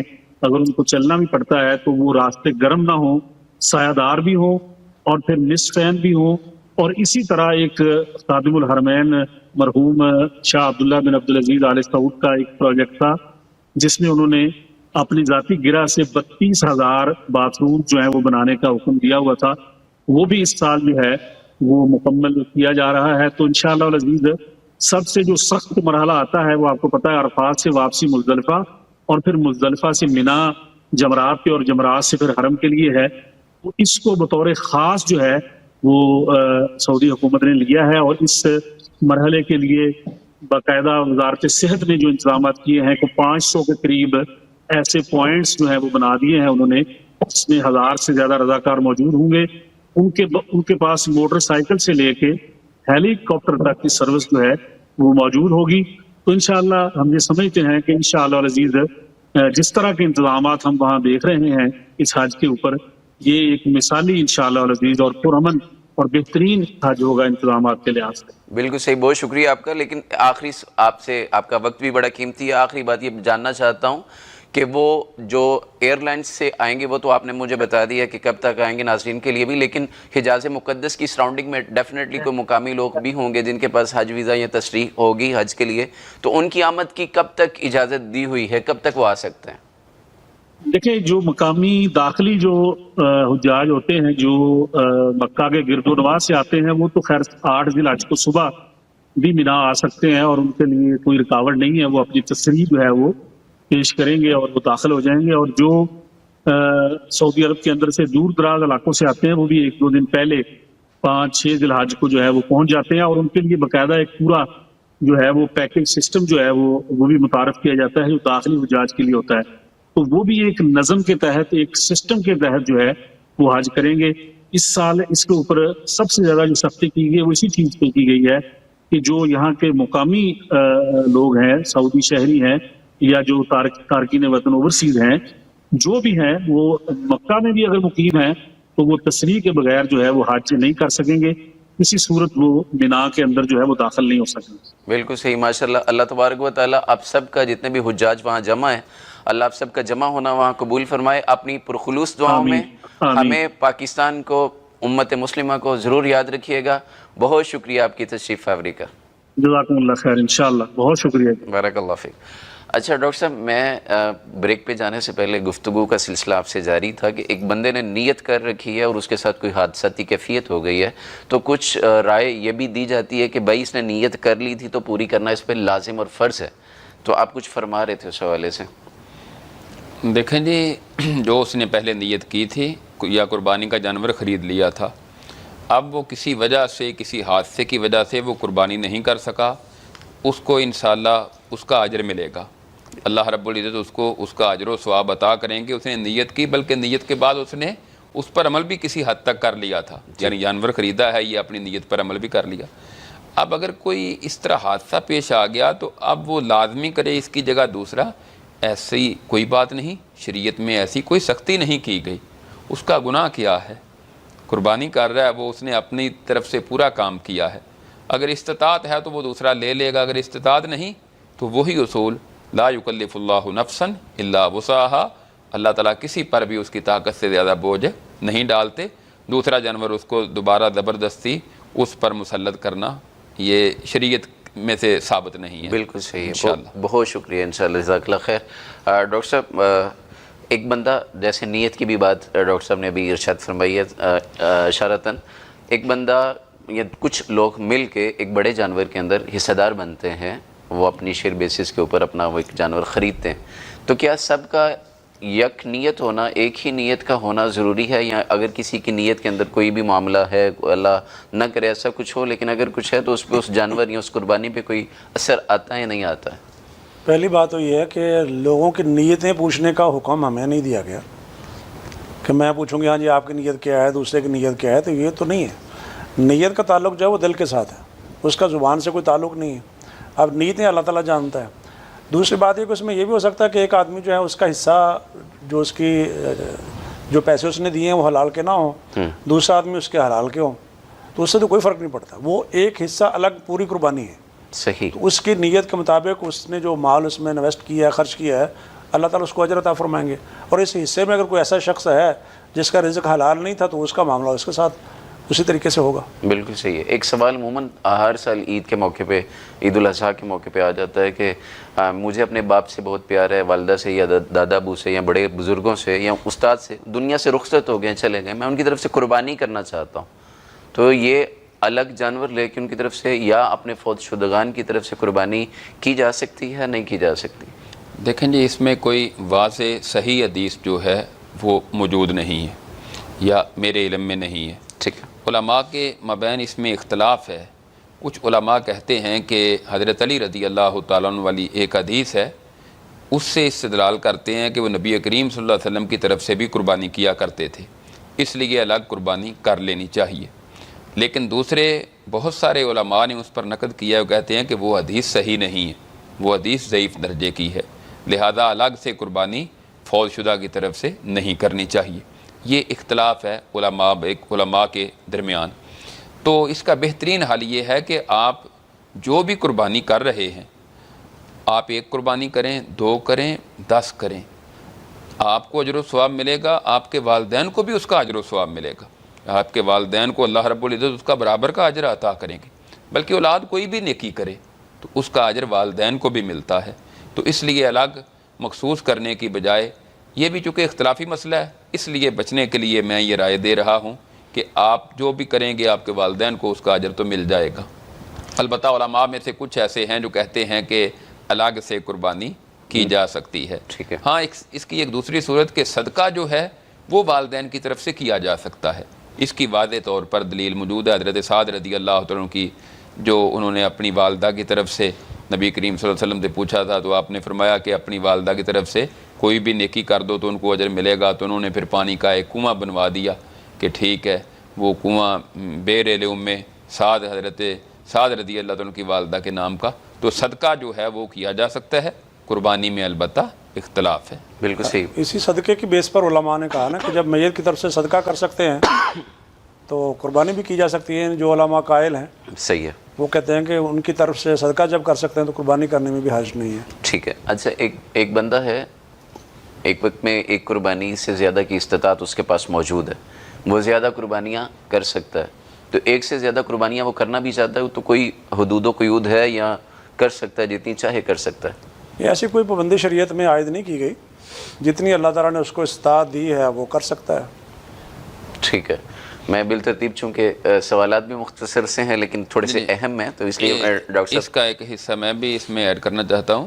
دیکھیں، بندہ ایک حدی جو ہے حج کے موقع پر وہ بھی ایک قربانی ہے، اور یہ جو اضحیٰ ہے اضحیہ یہ بھی ایک قربانی ہے. تو نبی کریم صلی اللہ علیہ وسلم اگر ایک بکرا اور ایک چھترا حجۃ الوداع کے موقع پر قربان کر دیتے تو وہ حج مکمل تھا. لیکن آپ نے 100 اونٹ قربان کیے، تو اس سے معلوم ہوتا ہے کہ زیادہ کی کوئی لمٹ مقرر نہیں ہے، جتنے آپ اللہ تعالیٰ کی رضا کے لیے کر سکتے ہیں وہ کر سکتے ہیں۔ اسی میں وہ چیز بھی شامل کر لینا کہ نبی علیہ السلام نے اپنی فیملی کی طرف سے گائے ذبح کی ہے، جیسے ڈاکٹر صاحب نے پہلے بتایا جی، تو حالانکہ ایک بکرا شطرہ بھی ہو سکتا تھا نا، ایک حصہ بھی ہو سکتا تھا پوری فیملی کی طرف سے، لیکن آپ جو ہے وہ 7 گویا کہ قربانیاں کر رہے ہیں۔ بالکل صحیح ہے۔ عموماً جب اس طرح ایک سے زائد قربانیاں ہوتی ہیں تو معاشرے میں کچھ لوگ ایسے آتے ہیں جو کہتے ہیں یار آپ نے قربانی کرنی ہے نا، کسی غریب کی مدد کر دیں، کسی کو دے دیں، تو صدقہ کر دیں۔ آپ نے بھی صدقے کی بھی بات کی تھی اس ضمن میں، تو اس سوال کا کیا جواب ہو سکتا ہے؟ یا منطقی یا وہ جو عقلی دلائل دینے کی کوشش کی جاتی ہے کہ یار تیری قربانی کا کیا ہے تو اس کو دے دینا، وہ ماڑا آدمی ہے۔ دیکھیں جی، قربانی کا کوئی الٹرنیٹ نہیں ہو سکتا۔ جس طرح ایک نماز عبادت ہے نا، جی، اب نماز کی جگہ اگر بندہ کہے جی 15 منٹ نماز پڑھنے میں لگیں گے، میں 15 منٹ قرآن کی تلاوت کرتا رہتا ہوں، میں 15 منٹ درود شریف پڑھتا رہتا ہوں، 15 منٹ میں دیگر اذکار کر لوں، نماز نہ بھی پڑھوں تو ٹھیک ہے، کوئی بھی اس کو درست نہیں کہے گا۔ تو اسی طرح قربانی بھی ایک عبادت ہے، قربانی کا کوئی متبادل نہیں ہے۔ تو قربانی جو ہے، قربانی کی جگہ کسی غریب کو صدقہ دینا یا کسی غریب پر خرچ کرنا وہ درست نہیں ہے۔ غریب پر اور آپ کو اللہ تعالیٰ نے وسائل دیے ہیں، آپ خرچ کریں، کوئی پابندی نہیں لگاتا۔ ڈاکٹر صاحب کہہ رہے ہیں کہ اضافی اگر ہے تو نہیں، اضافی نہیں بھی ہیں تب بھی یہ کہا جاتا ہے، اگر اضافی ہیں تو تب قربانی صدقہ کر دیں۔ ہاں، اضافی جو ہے اگر آپ صدقہ کرنا چاہتے ہیں تو کر دیں، لیکن لازمی نہیں ہے کہ آپ صدقہ کریں، لازمی نہیں ہے۔ یہاں پہ ایک سوال ہے، میں مثال دیتا ہوں۔ معاشرے میں سارے لوگ ایک جیسے نہیں ہیں۔ جی، آپ کے پاس ایک سے زائد قربانی کی استطاعت ہے، آپ اپنی کر رہے ہیں، لیکن آپ نے ایک قربانی کسی کو دے دی، جانور بیچ دیا اس کو، اب اسے یہ لگتا ہے کہ یار اس کو ذبح کر کے مجھے کیا ہے، میں اس کو کہیں بیچ کے اس کے پیسے کہیں اور یوٹیلائز کر لوں، اسے یہ اجازت ہے، یہ کر سکتا ہے؟ میں استدلال کروں گا اسی حدیث سے کہ نبی کریم صلی اللہ علیہ وسلم نے 100 اونٹ قربان کیا۔ اس دور میں موجودہ دور کی نسبت غربت زیادہ تھی۔ اگر آپ 1 اونٹ قربان کر لیتے یا 1 اونٹ کی جگہ بھی 1 حصہ رکھ لیتے یا 1 بکرا شطرہ اپنی قربانی میں ذبح کر دیتے، باقی سارے آپ تقسیم کرتے۔ اگر کوئی بندے کی ثوابدید پر ہے، اگر تو وہ کرنا چاہے تو کر لے، پر اگر وہ ایک کی جگہ زیادہ قربانیاں کرتا ہے، دوسروں پر صدقہ نہیں کرتا، تو اس کا یہ عمل بھی درست ہوگا۔ بالکل ٹھیک ہے، بہت شکریہ آپ کا۔ میں ایک کال لے لوں پھر مزید سوالات کی طرف جاتے ہیں۔ السلام علیکم ورحمۃ اللہ وبرکاتہ۔ وعلیکم السلام ورحمۃ اللہ وبرکاتہ۔ جی بھجن، کون کہاں سے بات کر رہے ہیں؟ میں محمد اکمل بول رہا ہوں، بہاول نگر پنجاب سے۔ جی اکمل بھائی، کیا پوچھنا چاہتے ہیں؟ میرا سوال یہ ہے کہ جو یہ تیسرا حصہ اپنے لیے رکھ لیتے ہیں، جی تو یہ کتنا جائز ہے؟ ایک دوسرا یہ کہ اگر آپ گائے کی قربانی دے رہے ہیں تو اس میں تو 7 حصے ہیں، تو 7 میں سے 1/3 نکال کے تو وہ تو کتنا سارا گوشت آپ غریبوں سے نکال کے اپنے پاس رکھ لیں گے۔ چلیں۔ 2، تیسرا، رسول اللہ صلی اللہ علیہ وسلم نے جب حج کیا تھا، جی جب وداع میں، جی، انہوں نے شاید کتنے اونٹ کیے تھے؟ 100 کیے تھے۔ سوال کیجئے۔ باقی علی رضی اللہ، تو اس میں تو انہوں نے کوئی 1/3 حصہ نہیں رکھا تھا، وہ تو سارا۔ چلیں، بہت شکریہ، میں سمجھ گیا ہوں آپ کا سوال، ابھی جواب آ رہا ہے۔ گوشت کی تقسیم کے حوالے سے میں سوال کرنے جا رہا تھا۔ بہت شکریہ آپ کا اکمل بھائی۔ ان کا سوال بھی وہی ہے اور اتفاق سے میرے پاس بھی وہی سوال تھا کہ گوشت کی تقسیم کا جو طریقہ کار ہے وہ کیا ہے؟ اگر ایک بندہ ایک بڑا جانور خود ذبح کرتا ہے اکیلا، تو اس میں وہ 7 حصے نکالنا، جیسے وہ سوال میں بھی کہہ رہے ہیں، 7 حصے نکالنا ضروری ہے؟ پہلی جو بات کر رہے تھے نا ہم کہ غریب کو بھیجنا ہے، جی، تو اس میں قربانی کریں، جیسے ڈاکٹر صاحب کا رجحان بھی یہی ہے، قربانی کر کے غریبوں کو گوشت تقسیم کریں۔ بالکل ٹھیک ہے، اور یعنی قربانی کرنی ہے، اتفاق یہ ہے کہ قربانی سے افضل عمل عید والے دن کوئی نہیں۔ آپ یہ ہے کہ آپ ان غریبوں کو بطور خاص یاد رکھیں نا، ان کو زیادہ بھجوا دیں، بالکل ٹھیک، یہ ان کی ہیلپ ہو سکتی ہے۔ ٹھیک ہے، اور اس لیے کہ شریعت نے لمٹ مقرر نہیں کی ہے، یعنی سارا کا سارا بھی تقسیم کر سکتے ہیں آپ، اور اگر ضرورت مند نہیں ہے تو سارا رکھا بھی جا سکتا ہے۔ اور قرآن مجید میں چونکہ کہا گیا کھاؤ بھی اور کھلانا بھی ہے، اور خاص کر باعث الفقیر اور جو غریب محتاج ہیں ان کا ذکر کیا گیا قرآن مجید میں بطور خاص، تو کھلانا بھی ہے۔ اور اگر سمجھتے ہیں کہ کھانے والے یا ضرورت نہیں ہے زیادہ تو اس میں آپ اسٹور بھی کر سکتے ہیں۔ تو شریعت نے کہا کہ کھاؤ بھی اور کھلاؤ بھی، کتنا کھانا ہے کتنا کھلانا ہے اس کی لمٹ مقرر نہیں کی گئی۔ وہ ضرورت کے مطابق اگر جذبہ آپ کے اندر قربانی والا ہے تو میرا خیال ہے اسی جذبے کے مطابق آپ تقسیم بھی کریں گے اور خود بھی کھائیں گے. ٹھیک ہے. وہ 1/3 یا 3 حصے کر کے اس کو اس طرح تقسیم کرنا وہ کوئی شرعن وہ والی بات نہیں. ہاں مطلب 3 حصے کرنے میں حرج نہیں ہے، لیکن یہ کہ برابر برابر تقسیم کرنے کا کوئی شرعی حکم نہیں ہے. ٹھیک ہے. یعنی اس میں جتنا دل کرتا ہے اتنا رکھ لے، جتنا دل کرتا ہے اتنا تقسیم کر لے. یہ اپنی ثوابدید پر یہ بات موجود ہے. بہت شکریہ آپ کا. اور ایک اسی سے متصل سوال ہے، آپ نے بانٹنا ہے اور کوئی غیر مسلم آپ اسے گوشت قربانی کا دیں گے یا نہیں دیں گے؟ وہ قرآن مجید میں نا کہ فَكُلُوا مِنْهَا وَأَطْعِمُوا الْقَانِعَ وَالْمُعْتَرَّ، کہ آپ اسے بھی کھلاؤ جو آپ سے نہیں سوال کر رہا، اور جو سوال کر رہا اسے بھی کھلانا آپ نے. تو وہاں اللہ تعالیٰ نے کوئی ایسی کنڈیشن نہیں لگائی کہ وہ مسلم ہے تو کھلاؤ، اگر نان مسلم ہے تو نہ کھلاؤ. اور بطور خاص قرآن مجید سے یہ بھی معلوم ہوتا ہے سورۃ المائدہ سے کہ جو اہل کتاب ہیں ان کے لیے تمہارا ذبیحہ حلال ہے. ٹھیک. تو اب ظاہر شریعت ان کے لیے تو نہیں ہے، شریعت تو ہمارے لیے ہے نا. تو اس کا مطلب یہ ہے کہ ہم جو جانور ذبح کر رہے ہیں وہ گوشت ہم ان کو دے سکتے ہیں. ٹھیک ہے. تو ہمارا ذبیحہ ان کے لیے حلال ہے. تو یہودی عیسائی جو اہل کتاب ہے ان کو دینے میں تو کوئی حرج نہیں ہے کہ قرآن مجید نے سراح سے کہا تمہارا ذبیحہ حلال ہے. اور جو عمومی دلائل ہیں جیسے قرآن مجید کی آیت کا میں نے اشارہ کیا، 2 آیتیں، ایک اور اس سے ملتی جلتی آیت اور بھی ہے سورۃ حج میں. تو اس کا مطلب یہ ہے کہ غیر مسلم کو بھی دیا جا سکتا ہے، اس میں کوئی حرج نہیں. بالکل ٹھیک ہے. بہت شکریہ آپ کا. اچھا ڈاکٹر صاحب، میں آپ سے اسی حوالے سے ایک سوال ہے کہ قربانی کے جانور کی جو دیکھ بھال کرنا ہے، ہم تو عموماً جاتے ہیں نا منڈی سے پکڑا ہے، وقت کے وقت لایا اور ذبح کر دیا. کوئی دیکھ بھال کرنے کا کوئی اجر و ثواب ہے؟ کوئی اس کے شوق کے لیے کوئی باتیں احادیث کے اندر یا نبی کریم صلی اللہ علیہ وسلم کی تعلیمات سے ملتی؟ جی، پہلے ایک چیز میں ابھی جو ڈاکٹر صاحب نے جواب دیا اس میں ایڈ کرنا چاہتا ہوں. جی ضرور. کہ قربانی کے گوشت کی تقسیم کے حوالے سے جی، ایک تو یہ جو بات مشہور ہو گئی نا 3 حصوں میں، نبی کریم صلی اللہ علیہ وسلم سے تو واقعتاً ایسی کوئی بات ثابت نہیں کہ 3 حصوں میں آپ نے کہا ہو کہ برابر برابر ان کو تقسیم کیا جائے. ٹھیک ہے. ہاں، حالات و واقعات، ڈاکٹر صاحب نے بھی یہی فرمایا ہے، حالات و واقعات کا جائزہ لے کر اس کا گوشت تقسیم کیا جائے. نبی کریم صلی اللہ علیہ وسلم نے ایک سال صحابہ کرام کو یہ ارشاد فرمایا کہ 3 دن سے زیادہ تمہارے پاس قربانی کا گوشت نہیں ہونا چاہیے. اگلا سال آیا تو صحابہ کرام نے پھر پوچھا اللہ کے رسول مسئلہ وہی ہے جو پچھلے سال کہا تھا کہ 3 دن کے بعد ہم اپنے پاس گوشت نہیں رکھ سکتے؟ آپ نے فرمایا ایسا نہیں ہے. پچھلے سال کچھ غربا مساکین مدینہ میں آئے تھے، میں نے اس لیے پابندی لگا دی کہ گوشت 3 دن کے بعد تمہارے پاس ذخیرہ نہ ہو بلکہ ان تک گوشت پہنچنا چاہیے.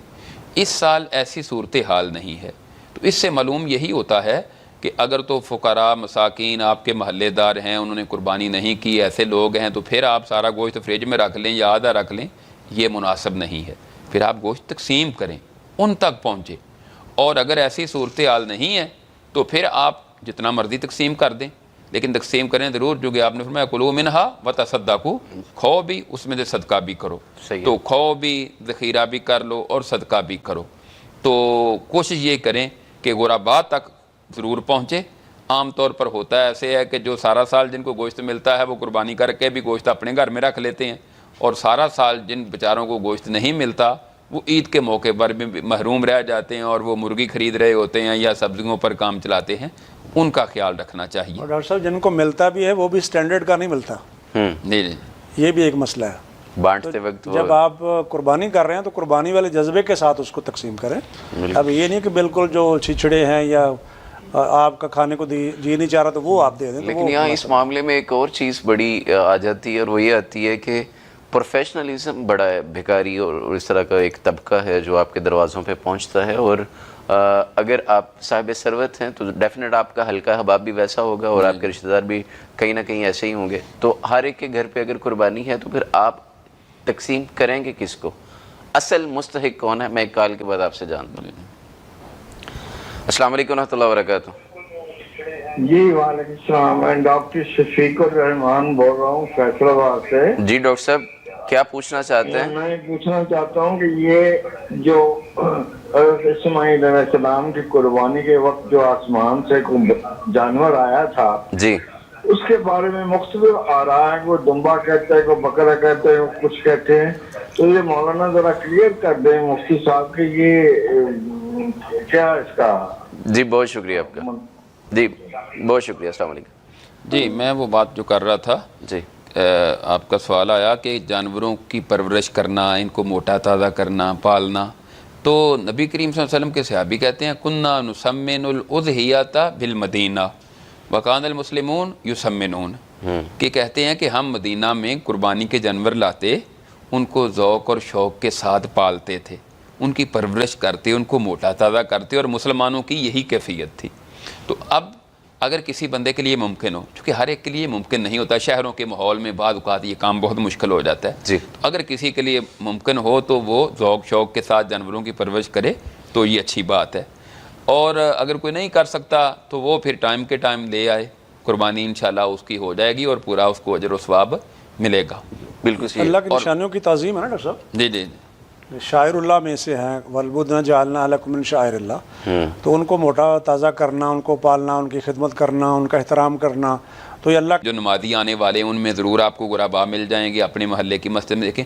اس کے بعد پھر اگر امیر طبقہ بھی ہے تو ان کے سیکورٹی گارڈز، ان کے ڈرائیورز وغیرہ، اس محلے میں کام کرنے والے، گھروں میں عورتیں ہوتی ہیں، بہت سارے غربا آپ کو ہر علاقے میں مل جائیں گے، تو ان کا زیادہ حق ہے کہ آپ ان کا خیال کریں۔ بالکل صحیح ہے، بہت عمدہ آپ نے توجہ دلائی ہے۔ مجھے یاد پڑتا ہے کہ ایک بندہ ایسے ہی، وہ کسی غیر اچھی خاصی قربانیاں ہوتی ہیں تو ان کا ڈرائیور وہ مجھ سے اپنا شکوہ کر رہا تھا کہ یار یہ سب کو ایسے ایسے کرتے ہیں، ہمیں بیچتے ہیں، ہم جا کے دے کے آ رہے ہوتے ہیں لیکن انہیں ہمارا خیال نہیں ہے، تو یہ کیا قربانیاں ان کی قابل قبول ہیں یا نہیں ہیں؟ تو بہرحال میں نے کہا وہ اللہ کا معاملہ، اس معاملے میں لیکن یہ توجہ آپ نے عمدہ دلائی ہے کہ اپنے جو ضعف والے لوگ ہیں، کمزور لوگ ہیں، ناتواں طبقہ ہے، اس کا بالخصوص ڈاکٹر صاحب وہی نا باعث الفقیر، سورۃ حج میں آتے مول باعث الفقیر، تو باعث الفقیر تو سب سے پہلے اس کا حق ہے نا۔ بالکل صحیح ہے۔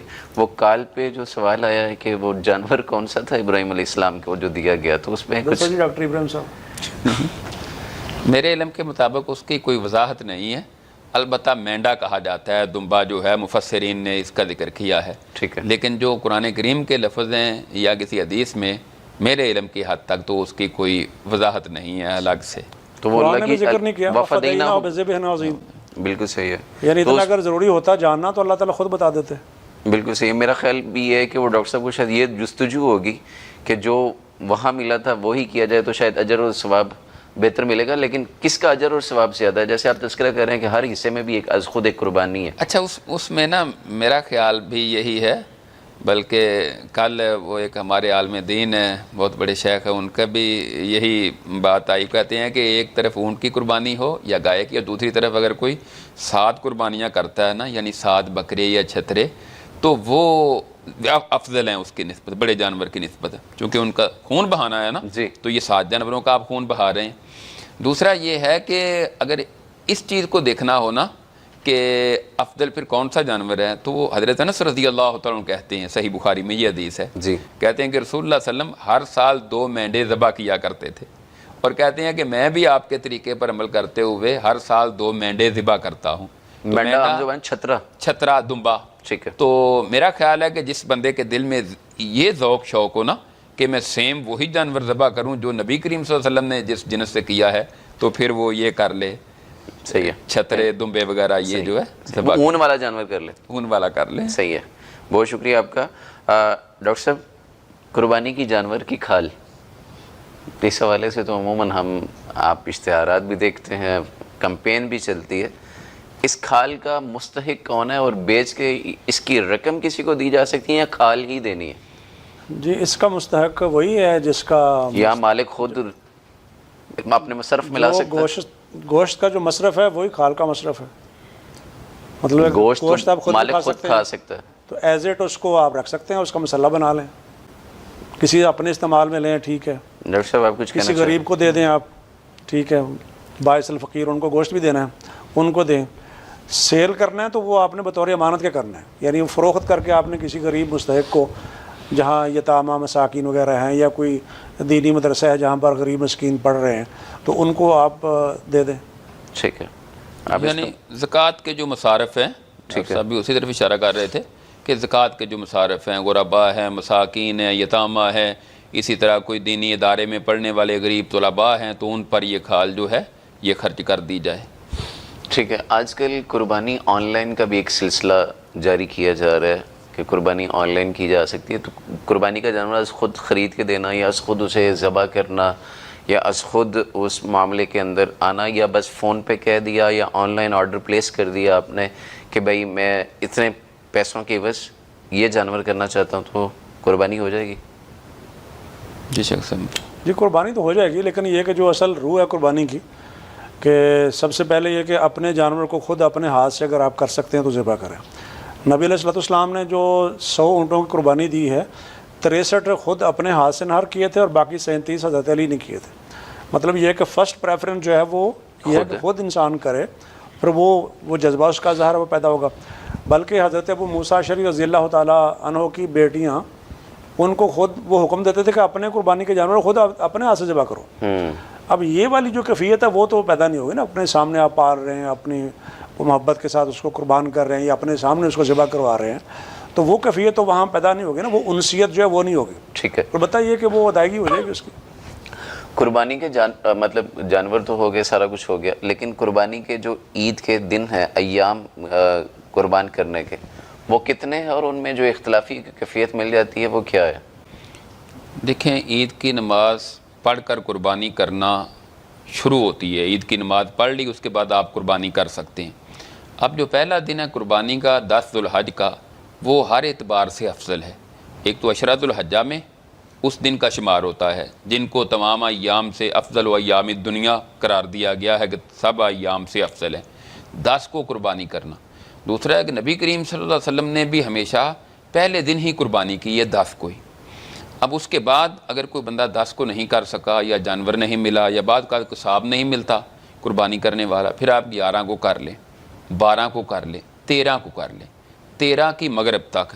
اس کی دلیل یہ ہے، مسند احمد میں یہ حدیث ہے، نبی کریم صلی اللہ علیہ وسلم نے فرمایا فی کل ایام التشریق ذبح، کہ سارے کے سارے ایام تشریق جو ہیں وہ قربانی کے دن ہیں. ایام تشریق آپ کسی سے بھی پوچھ لیں کہ جو حاجی کینکریاں مارتے ہیں 3 دن، پہلے 10 کے علاوہ 11، 12 اور 13، 3 دن جو کینکریاں ماری جاتی ہیں ان کو ایام تشریق کہا جاتا ہے. تو ایام تشریق میں آپ کسی بھی موقع پر، دن ہو یا رات ہو، کسی بھی وقت آپ قربانی کر سکتے ہیں. یعنی 13 کی مغرب سے پہلے قربانی کی اجازت ہے. یعنی رات کے وقت قربانی کرنے میں کوئی ممانعت یا کوئی حرج والی بات نہیں ہے، رات کو بھی کر سکتے ہیں. بالکل ایسے ہی، وہ دن میں انہی دنوں میں اسی پورے جی اس کا شمار انہی دنوں میں ہی ہوگا. ٹھیک ہے. جیسے آپ جی کر لیں بات. میں یہ کہنے لگا تھا، جیسے آپ نے بتایا کہ پہلے دن کا ثواب زیادہ ہے، دوسرے دن کا ثواب پھر نسبتاً کم ہوتا جاتا ہے، اگلے دن پھر اس اگلے دن ثواب میں فرق آتا جاتا ہے. ہاں، چونکہ پہلا دن تو 10 دنوں میں آ گیا، اس لیے وہ افضل ہے. تو باقی جو 3 دن ہیں ان میں کوئی ہم یہ نہیں کہہ سکتے کہ پہلا دن افضل ہے یا دوسرا دن افضل ہے. وہ 3 دن تقریباً برابر ہی ہیں. صحیح ہے. ہاں، جتنی جلدی بندہ اس کی ادائیگی کر سکتا ہے وہ کر لے، اچھا ہے، بہتر ہے کہ اپنی ذمہ داری پوری ہو جاتی ہے. بالکل ٹھیک ہے. یعنی عید کے علاوہ 3 دن ہے. صحیح ہے. یعنی چوتھے دن کی قربانی ہے. ہاں جی، یوم النہر، ایک تو یوم النہر ہو گیا نا، عید والا دن. ٹھیک ہے. اس کے علاوہ 3 دن ہے. صحیح. میں ایک کال لے لوں، پھر میں آپ سے ایک سوال کرنے جا رہا ہوں. السلام علیکم ورحمۃ اللہ وبرکاتہ. السلام علیکم سر. وعلیکم السلام. جی اصغر بھائی. سر بات یہ ہے کہ میں نے رفع دین کے بارے میں سوال کرنا تھا. آج تو قربانی کا موضوع چل رہا ہے، قربانی سے متعلق سوال. جی، رفع الیدین کا کیا سوال ہے آپ کا؟ مسئلہ یہ تھا کہ رفع دین نبی پاک صلی اللہ علیہ وسلم ساری نماز میں ساری عمر آپ نے کیا تھا یا آپ نے چھوڑ دیا تھا؟ یہ جو سنی ہوتے ہیں یہ رفع دین کے بغیر نماز پڑھتے ہیں، کیا ان کی نماز قبول ہو جاتی ہے جیسے اگر نبی پاک صلی اللہ علیہ وسلم نے ساری عمر رفع دین کیا تھا؟ چلیں، بہت شکریہ. انشاءاللہ مناسب موضوع کے لحاظ سے آپ کا جواب کریں گے. اللہ آپ کو برکت دے. بہت شکریہ. اچھا شیخ، میں آپ سے یہ جاننا چاہ رہا تھا کہ قربانی جیسے آپ نے بتایا، وہ ڈاکٹر صاحب بات کر رہے تھے نا رات کے حوالے سے. جی، اس میں بعض علماء نے یہ بات بڑی صراحت سے لکھی ہے کہ رات کو قربانی کرنے کا مقصد یہ نہیں ہونا چاہیے کہ کسی کو پتہ نہ چلے کہ آپ قربانی کر رہے ہیں اور سارا جو سنبھال جائیں. نیت یہ نہیں ہونی چاہیے. ٹھیک ہے. باقی سارے جب آپ دن کہتے ہیں تو راتیں بھی اس میں شامل ہوتی ہیں. بالکل صحیح ہے. انڈرسٹوڈ ایک چیز آ گئی. اچھا، کون سے ایسے حالات ہو سکتے ہیں کہ جب بندہ قربانی کرنے کی اہلیت سے محروم ہو جائے، یا کیا چیزیں ہیں جس کی وجہ سے قربانی اس سے مستثنیٰ ہو سکتا ہے؟ جیسے کہ اس کی وعید بھی آپ نے بتائی ہے کہ وہ مسلح کے قریب بھی نہ آئے اگر وہ استطاعت رکھتا ہے. لیکن اب یہ ہے کہ مثلا قرض دار ہے، کیا کیا ہو کہ وہ قربانی نہیں کر سکتا؟ نہیں کر سکتا کہ بجائے یہ کہ نہ کرے تو گناہ گار نہیں ہے. یوں چلیں یوں پوچھ لیں, مجھے سوال پوچھنا نہیں ہے. مطلب یہ ہے کہ ایک آدمی مقروض ہے, جیسے میں نے پہلے اشارہ کیا اپنی گفتگو میں, وہ قربانی کر لے تو اس کی جائز ہے, قربانی درست ہے, اس کا جذبہ مقروض سینس میں ہے کہ اس کو پتہ ہے کہ پیسے کہیں سے کہیں جلد آ جائیں گے, میں دے دوں گا, یا 2-4 مہینے میں انتظام ہو جائے گا, یا کسی سے ادھار لے لے, تو وہ جذبہ اس کا, تو اس کے لیے جائز ہے. لیکن اگر وہ نہ کرے تو گناہ گار نہیں ہے. مقروض ہے, کسی کو قرض دینا, فرسٹ پریفرنس ادھار قرض کیا نا جی ادائیگی کی, جی, تو وہ گناہ گار نہیں ہے, جو سنت کا تارک اور نہیں ہوگا. ٹھیک ہے. یوم النحر سے پہلے کا ایک دن بڑا اہمیت والا ہے, اس دن کے حوالے سے کچھ اس کا روزہ بھی بڑا اہمیت والا ہے. تو میں چاہتا ہوں تھوڑی سی اس کی فضیلت بھی بیان کر دی جائے, تاکہ اللہ کا تقرب پانا نا, تو چونکہ ضمناً ایک بات ہے, تو ایک سوال آیا بھی تھا, تو میں نے کہا میں آپ سے گوش گزار کرتا ہوں, تو آپ اس کا افادیت بھی بتا دیں, اور اس میں جو ایک اختلافی بات ہے وہ بھی ذرا کلیئر کر دیجیے. لیکن ایک فون کال. السلام علیکم ورحمۃ اللہ وبرکاتہ. جی وعلیکم السلام جی, ڈاکٹر شفیق الرحمان بول رہا ہوں جی, فیصل آباد سے. جی ڈاکٹر صاحب. سوال میں نے یہ کرنا تھا کہ میں نے پچھلی دفعہ ایک گائے ذبح کی تھی, ٹھیک, اور گائے کو ذبح کرنے کے بعد پتہ چلا تھا کہ وہ حاملہ تھی, اس میں سے بچہ نکل آیا تھا. ٹھیک, تو اس کے بارے میں پوچھنا ہے کہ وہ اس کی کیا حیثیت ہے. بہت شکریہ آپ کا. پہلے میرا خیال ہے کال کا جواب دے دیا جائے کہ جی جی, اگر مادہ جانور ہے اور اس کو اس طرح کا کوئی معاملہ ہے تو اس کی کیا قربانی کر لیا تو کوئی حرج نہیں اس میں, حدیث سے ثابت ہے. اگر اس کا وہ حدیث میں آتا ہے نا کہ جو اس طرح کا کوئی جانور ہو تو اس کا جو بچہ ہے وہ بھی حلال ہی ہوگا, ذبح کے حکم میں ہی وہ بھی ہوگا, یعنی آٹومیٹکلی وہ بھی ذبح ہو گیا, وہ بھی ذبح ہو گیا. ٹھیک ہے. تو اگر اس کا گوشت اگر کسی کا مطلب جی میں ہے, استعمال کرنا چاہے تو استعمال کر سکتے ہیں. جی کر سکتے ہیں. یعنی وہ اگر زندہ ہے تو پھر تو اس کو ذبح کریں گے الگ سے. ٹھیک ہے. اگر زندہ نہیں ہے تو وہ جو آپ نے ذبح کیا جانور کو, وہی تکبیر یا وہی ذبح کرنا اس کے حکم میں ہوگا, وہ حلال شمار ہوگا. بالکل صحیح ہے.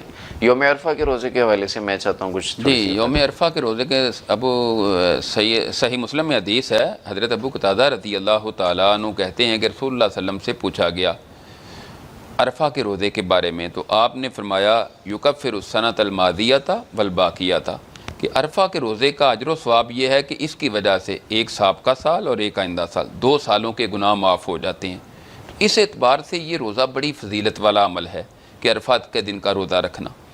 ہاں, نبی کریم صلی اللہ علیہ وسلم نے چونکہ آپ عرفات میں تھے, آپ نے اس موقع پر عرفہ کا روزہ نہیں رکھا تھا, تو اس لیے کہا جاتا ہے کہ حاجیوں کے لیے افضل یہی ہے کہ وہ روزہ نہ رکھیں, اور دیگر جو لوگ ہیں ان کے لیے عرفہ کا روزہ بہت غنیمت والا موقع ہوتا ہے. ویسے تو نبی کریم صلی اللہ علیہ وسلم سے ابو داؤد میں جو حدیث ہے کہ آپ ذوالحج کے پہلے 9 دن روزہ رکھنا بھی ثابت ہے, لیکن اگر کوئی بندہ 9 روزے نہیں رکھ سکا تو وہ کم از کم عرفہ کا روزہ رکھنے کی ضرور کوشش کرے. بالکل, وہ کہ روزہ نفلی ہے لیکن اس کا اجر و ثواب بہت زیادہ ہے. بالکل صحیح. تو دوسری بات جو اس میں آپ نے کی ہے کہ عرفہ کے دن کی فضیلت جو ہے وہ یہ ہے کہ رسول اللہ صلی اللہ علیہ وسلم نے فرمایا کہ جتنے لوگوں کو اللہ تعالیٰ عرفہ کے دن جہنم کی آگ سے آزاد کرتے ہیں, سال میں کوئی اور ایسا دن نہیں آتا کہ اتنے لوگوں کو جہنم سے آزاد. جو لوگ میدان عرفات میں جمع ہوتے ہیں, نبی کریم صلی اللہ علیہ وسلم نے فرمایا کہ اللہ تعالیٰ اپنے فرشتوں کے سامنے ان بندوں پر فخر کرتے ہیں کہ دیکھو اپنے اپنے دور دراز علاقوں سے, اپنے ملکوں کو چھوڑ کر یہ لوگ میدان عرفات میں آ کر ایک لباس ہے ان کا, یک زبان ہو کر اللہ کے سامنے کس طرح دعائیں کر رہے ہیں. تو اللہ تعالیٰ فخر کرتے ہیں, اللہ کہتے ہیں دیکھو یہ میرے بندے کیا چاہتے ہیں, میری رضا کے علاوہ تو ان کا کوئی مقصود نہیں ہے. تو عرفہ کا دن جو ہے یہ بہت فضیلت والا عمل ہے. میں یہاں پیغام دینا چاہوں گا ان لوگوں کو جو حجاج کرام ہیں, جو حج کے لیے جاتے ہیں. وہاں دیکھا ہے میدان عرفات میں لوگ کھانے پینے میں مشغول ہوتے ہیں, اور پھر خطبہ حج کے بعد نمازیں دونوں پڑھ کر اور پھر سو جاتے ہیں, کوئی آرام کر رہے ہوتے ہیں. حالانکہ یہ جو ٹائم ہے کہ نمازیں ظہر اور عصر دونوں جمع ہوتی ہیں, قصر پڑھنے کے بعد جو مغرب تک کا ٹائم ہے یہ غنیمت ہے, اس سے فائدہ اٹھائیں. یہ جو 5-6 گھنٹے ہوتے ہیں اس میں اللہ تعالیٰ کی زیادہ سے زیادہ عبادت کریں, دعائیں کریں, اللہ سے معافی مانگیں. اپنے گناہ معاف کروانے کا یہ ٹائم ہے, یہ سونے کا یا کھانے پینے کا یا ادھر ادھر باتیں کرنے کا یا پاکستان میں اپنے گھروں میں فون کر کے یا فون سن کے مبارکیں لینے کا ٹائم یہ نہیں ہوتا. صحیح. لہذا اس موقع سے فائدہ اٹھانا چاہیے. اور جو حج پر نہیں جا یعنی سکے بلک میں مغفرت مل رہی ہے تو لینی چاہیے، اور جو وہاں نہیں جا سکے وہ اپنے اپنے علاقوں میں عرفہ کے دن کا روزہ رکھ کر اس سنت پر عمل کریں، اور اس پورے عشرے میں وہ بھی زیادہ سے زیادہ عبادات کا، تکبیرات کا اور تسبیحات، تحمیدات، تحلیلات کا اہتمام کریں۔ بہت شکریہ ڈاکٹر صاحب۔ میں آپ سے یہ جاننا چاہتا ہوں کہ جیسے دعاؤں کی مغفرت کے حوالے سے عرفہ کے دن کی بات کی، ایک تو عرفہ کا دن کیا وہی باقی جو خطۂ ارض ہیں اس کے اوپر وہی ہوگا جس دن حاجی وہاں وقوف کر رہا ہے، باقی وہی کنسیڈر کیا جائے گا یا تاریخ چاند کی اس حساب سے سمجھا جائے گا؟ اور دوسرا، اس میں جو دعائیں اللہ سے مانگنی بالخصوص کوئی ایک دو وظائف بتا دیجئے جو مغفرت کے لیے بڑی کارآمد چیز ہو۔ پہلی چیز یہ ہے کہ سال کا سب سے افضل دن یوم عرفہ ہے۔ لیلۃ القدر جو ہے تمام راتوں سے افضل ہے، اور دنوں میں سب سے افضل پورے سال میں سے یہ یوم عرفہ ہے۔ تو اس دن کی ظاہر اتنی زیادہ فضیلت ہے اور اہتمام بھی ہے۔ باقی یہ بات چند سال پہلے کچھ لوگوں نے کیا کہنا چاہیے چھوڑی تھی کہ چونکہ اب لائیو مناظر چل رہے ہوتے ہیں، آپ حجاج کرام کو لائیو دیکھ رہے ہوتے ہیں کہ وہ میدان عرفات میں جمع ہیں، تو عرفہ ان کے حساب سے ہونا چاہیے۔ یہ بات کچھ لوگوں نے چھوڑی درمیان میں، کچھ لوگ کنونس بھی ہو گئے، شاید ایک دو کبھی بھی بچ گئے ہوں کہ جو اس کے قائل ہیں اور کبھی یہ بات کرتے ہیں۔ حالانکہ یہ اپنی اپنی رویت کے حساب سے ہے۔ ٹھیک ہے، عرفہ کا دن جو ہے وہ ٹریول کر رہا ہے نا، تو کسی کا ایک دن پہلے ہے، کسی کا ایک دن بعد میں ہے۔ اب روزہ رکھنا تو وہ لوگ جو مطلب یہ کہ مغرب میں ہیں سعودی عربیہ کے، تو ان کی تو اس دن عید ہے، وہ کیا کریں گے؟ تو اس لیے جو اسلام پوری دنیا کے لیے، ہر علاقے اور ہر زمانے کے لیے ہے، اس کا تقاضا یہ ہے کہ اپنے اپنے علاقے کے حساب سے جب آپ کا وہ دن یوم عرفہ آتا ہے، یعنی 9 ذو الحجہ آتا ہے، تو اس دن کے حساب سے اس روزے کو رکھیں اور اس کا اہتمام کرنا چاہیے۔ تو اس میں کوئی وظائف وغیرہ بتا دیں؟ کوئی خصوصی نہیں ہے، جو بھی آپ کو پسند ہیں دعائیں وہ مسنون ہیں، آپ کر لیں، صحیح ہے، کوئی حرج نہیں۔ بہت شکریہ۔ اس میں میں ایک چیز ایڈ کروں گا جی ڈاکٹر صاحب، کہ نبی کریم صلی اللہ علیہ وسلم نے فرمایا ایک وہ دعا، ویسے تو کوئی بھی جس طرح صاحب نے فرمایا دعائیں کر لیں، جس کی بھی آپ کو ضرورت ہے وہ دعا جو دل سے نکل رہی ہے قبول ہوگی۔ تو آپ نے فرمایا میں نے اور جو مجھ سے پہلے انبیاء نے دعا مانگی ہے نا، اس میں وہ ہے عرفہ کے دن کی دعا، لا الہ الا اللہ وحدہ لا شریک لہ لہ الملک و لہ الحمد وہو علی کل شیء قدیر۔ یہ بھی کثرت سے پڑھنی چاہیے۔ بالکل صحیح، اللہ کی تسبیح ہے اور اسے کثرت سے پڑھنا چاہیے۔ ناظرین کرام، قربانی کے حوالے سے جتنی بھی ڈائمینشنز ہو سکتی تھی، جو بھی مسائل ہو سکتے تھے، ہم نے خاطر خواہ ڈسکس کیے ہیں۔ اگر آپ کو لگتا ہے کہ ابھی بھی کوئی آپ کے ذہن میں یا کوئی اشکال ایسا ہے تو آپ کمنٹ باکس کے اندر اپنے سوالات جو ہیں وہ تحریر کر سکتے ہیں۔ انشاءاللہ اگلے جو موضوع کے مہمان ہوں گے اور ان سے انشاءاللہ ہم اس کے جوابات لیں گے۔ اور اسی کے ساتھ ہم اللہ تبارک و تعالیٰ سے امید رکھتے ہیں کہ جو حجاج کرام وہاں پہ پہنچے ہوئے ہیں، حج کی اس میں شامل ہیں مرحلے میں عبادت میں، اللہ ان سب کا جانا قبول فرمائے، اور جو آپ اللہ کو یاد کرنے اور اللہ کا تقرب پانے کے لیے کوشش اور محنت کر رہے ہیں، اللہ آپ سب کی قبول و منظور فرمائے، اللہ آپ کی تمام تکلیفیں رفع فرمائے، ہر غم سے نجات دے، ہر طرح کی خوشی اللہ تبارک و تعالیٰ آپ کو عطا فرمائے۔ آپ نے میزبان ڈاکٹر صلاح الدین کو اجازت دیجیے، انشاءاللہ آپ سے ملاقات ہوتی ہے کل نئے موضوع کے ساتھ، نئے مہمانوں کے ساتھ۔ تب تک اپنا خیال رکھیے۔ السلام علیکم ورحمۃ اللہ وبرکاتہ۔ لبيك اللهم لبيك لبيك لا شريك لك لبيك إن الحمد والنعمة لك والملك لا شريك لك لبيك اللهم لبيك لبيك لا شريك لك لبيك إن الحمد والنعمة لك والملك لا شريك لك